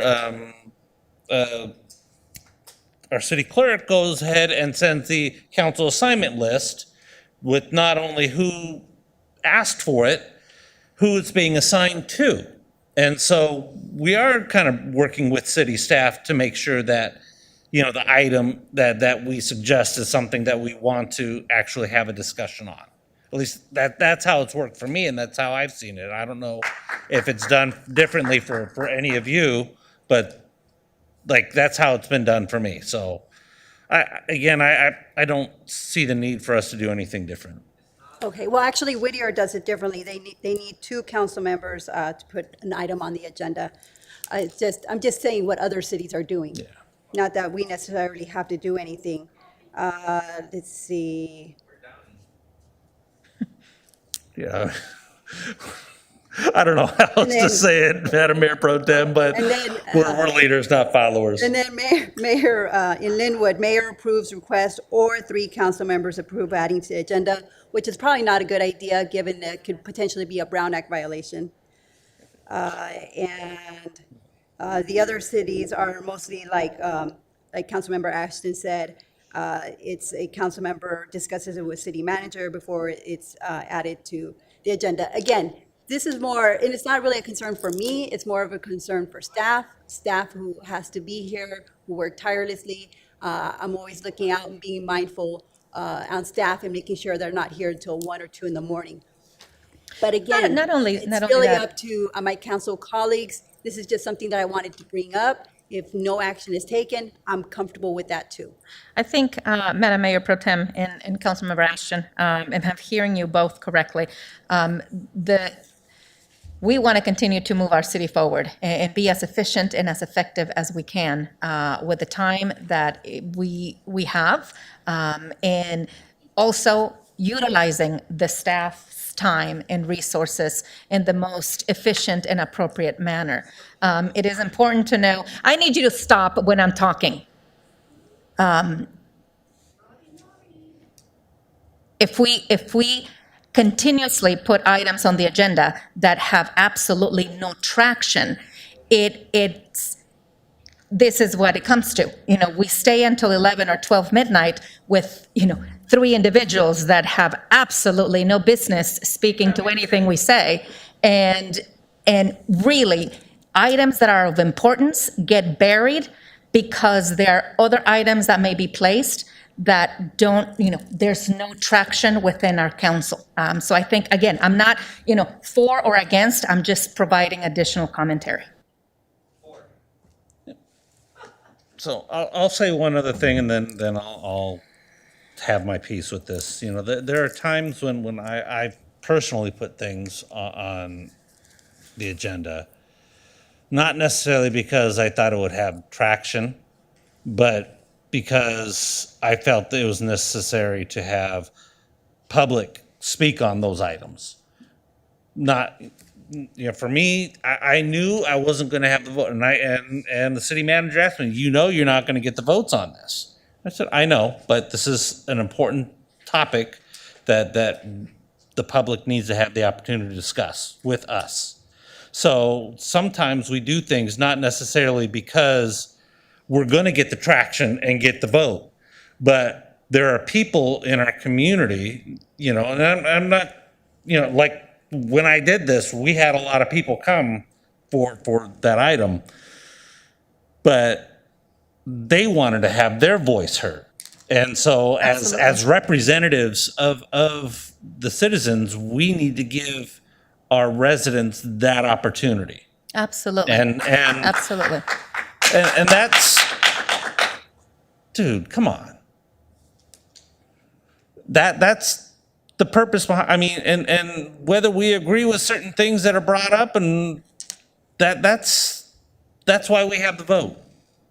But regardless of that, we have to make sure that we're representing what our constituents want. Oh, most definitely. Most definitely, Sean. Granted, we all have different constituents because we you know, the four of us are in sections of the city, so each section is somewhat unique. And then, you know, Councilmember Trio has a uniquely different thing because he's got all of us combined.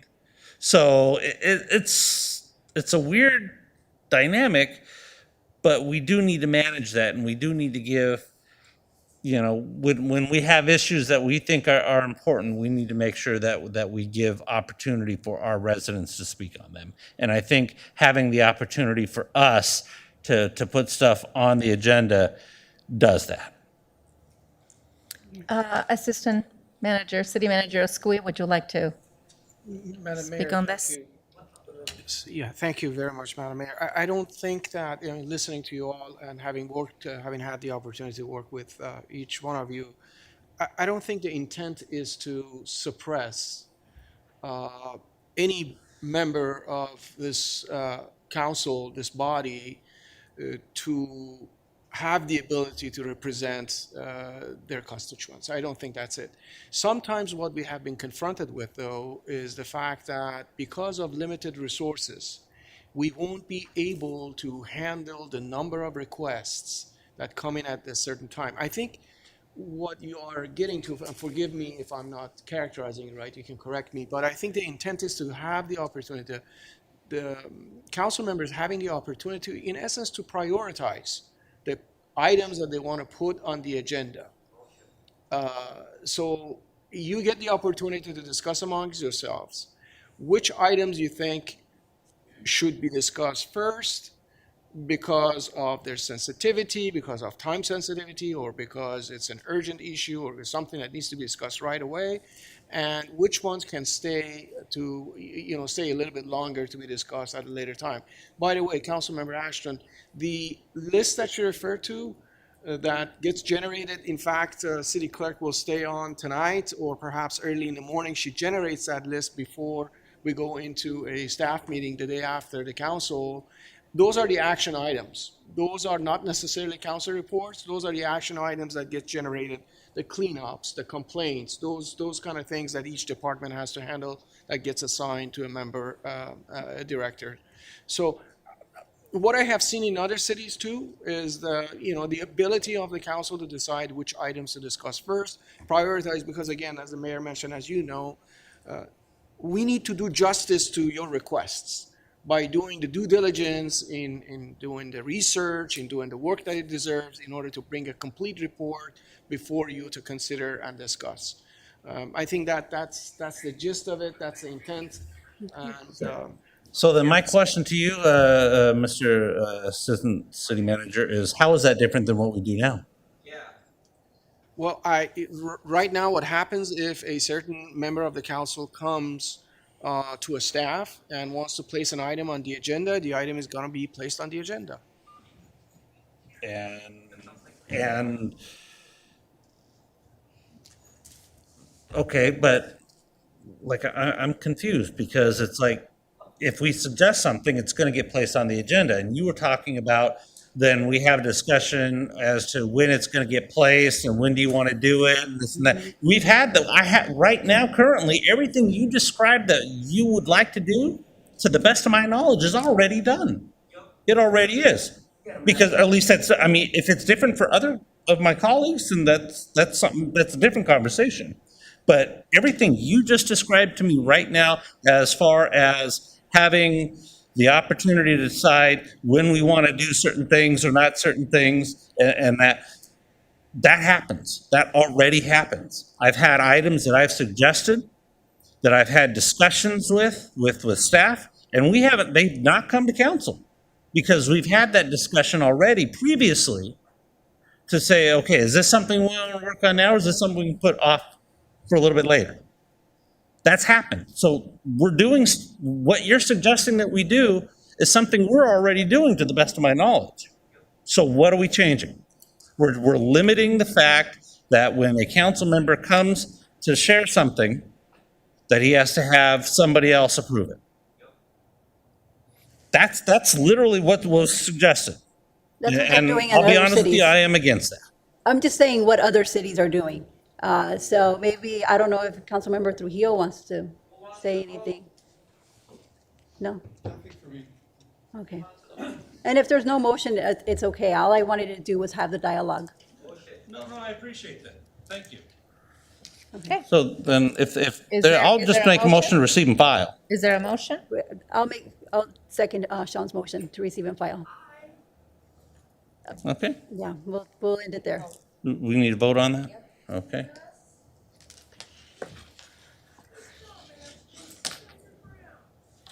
Trying to gaslight you. Wow. Even the city manager's in down there. The motion is approved with Councilmember Alvarez absent.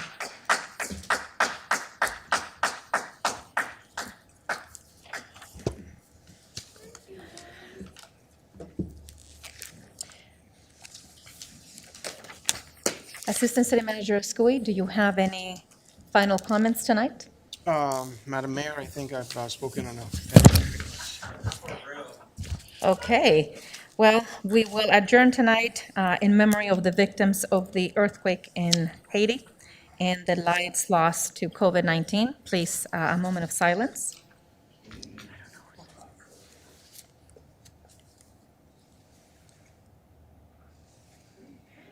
Thank you. Meeting is adjourned. Sean, what I was suggesting is rather than staff.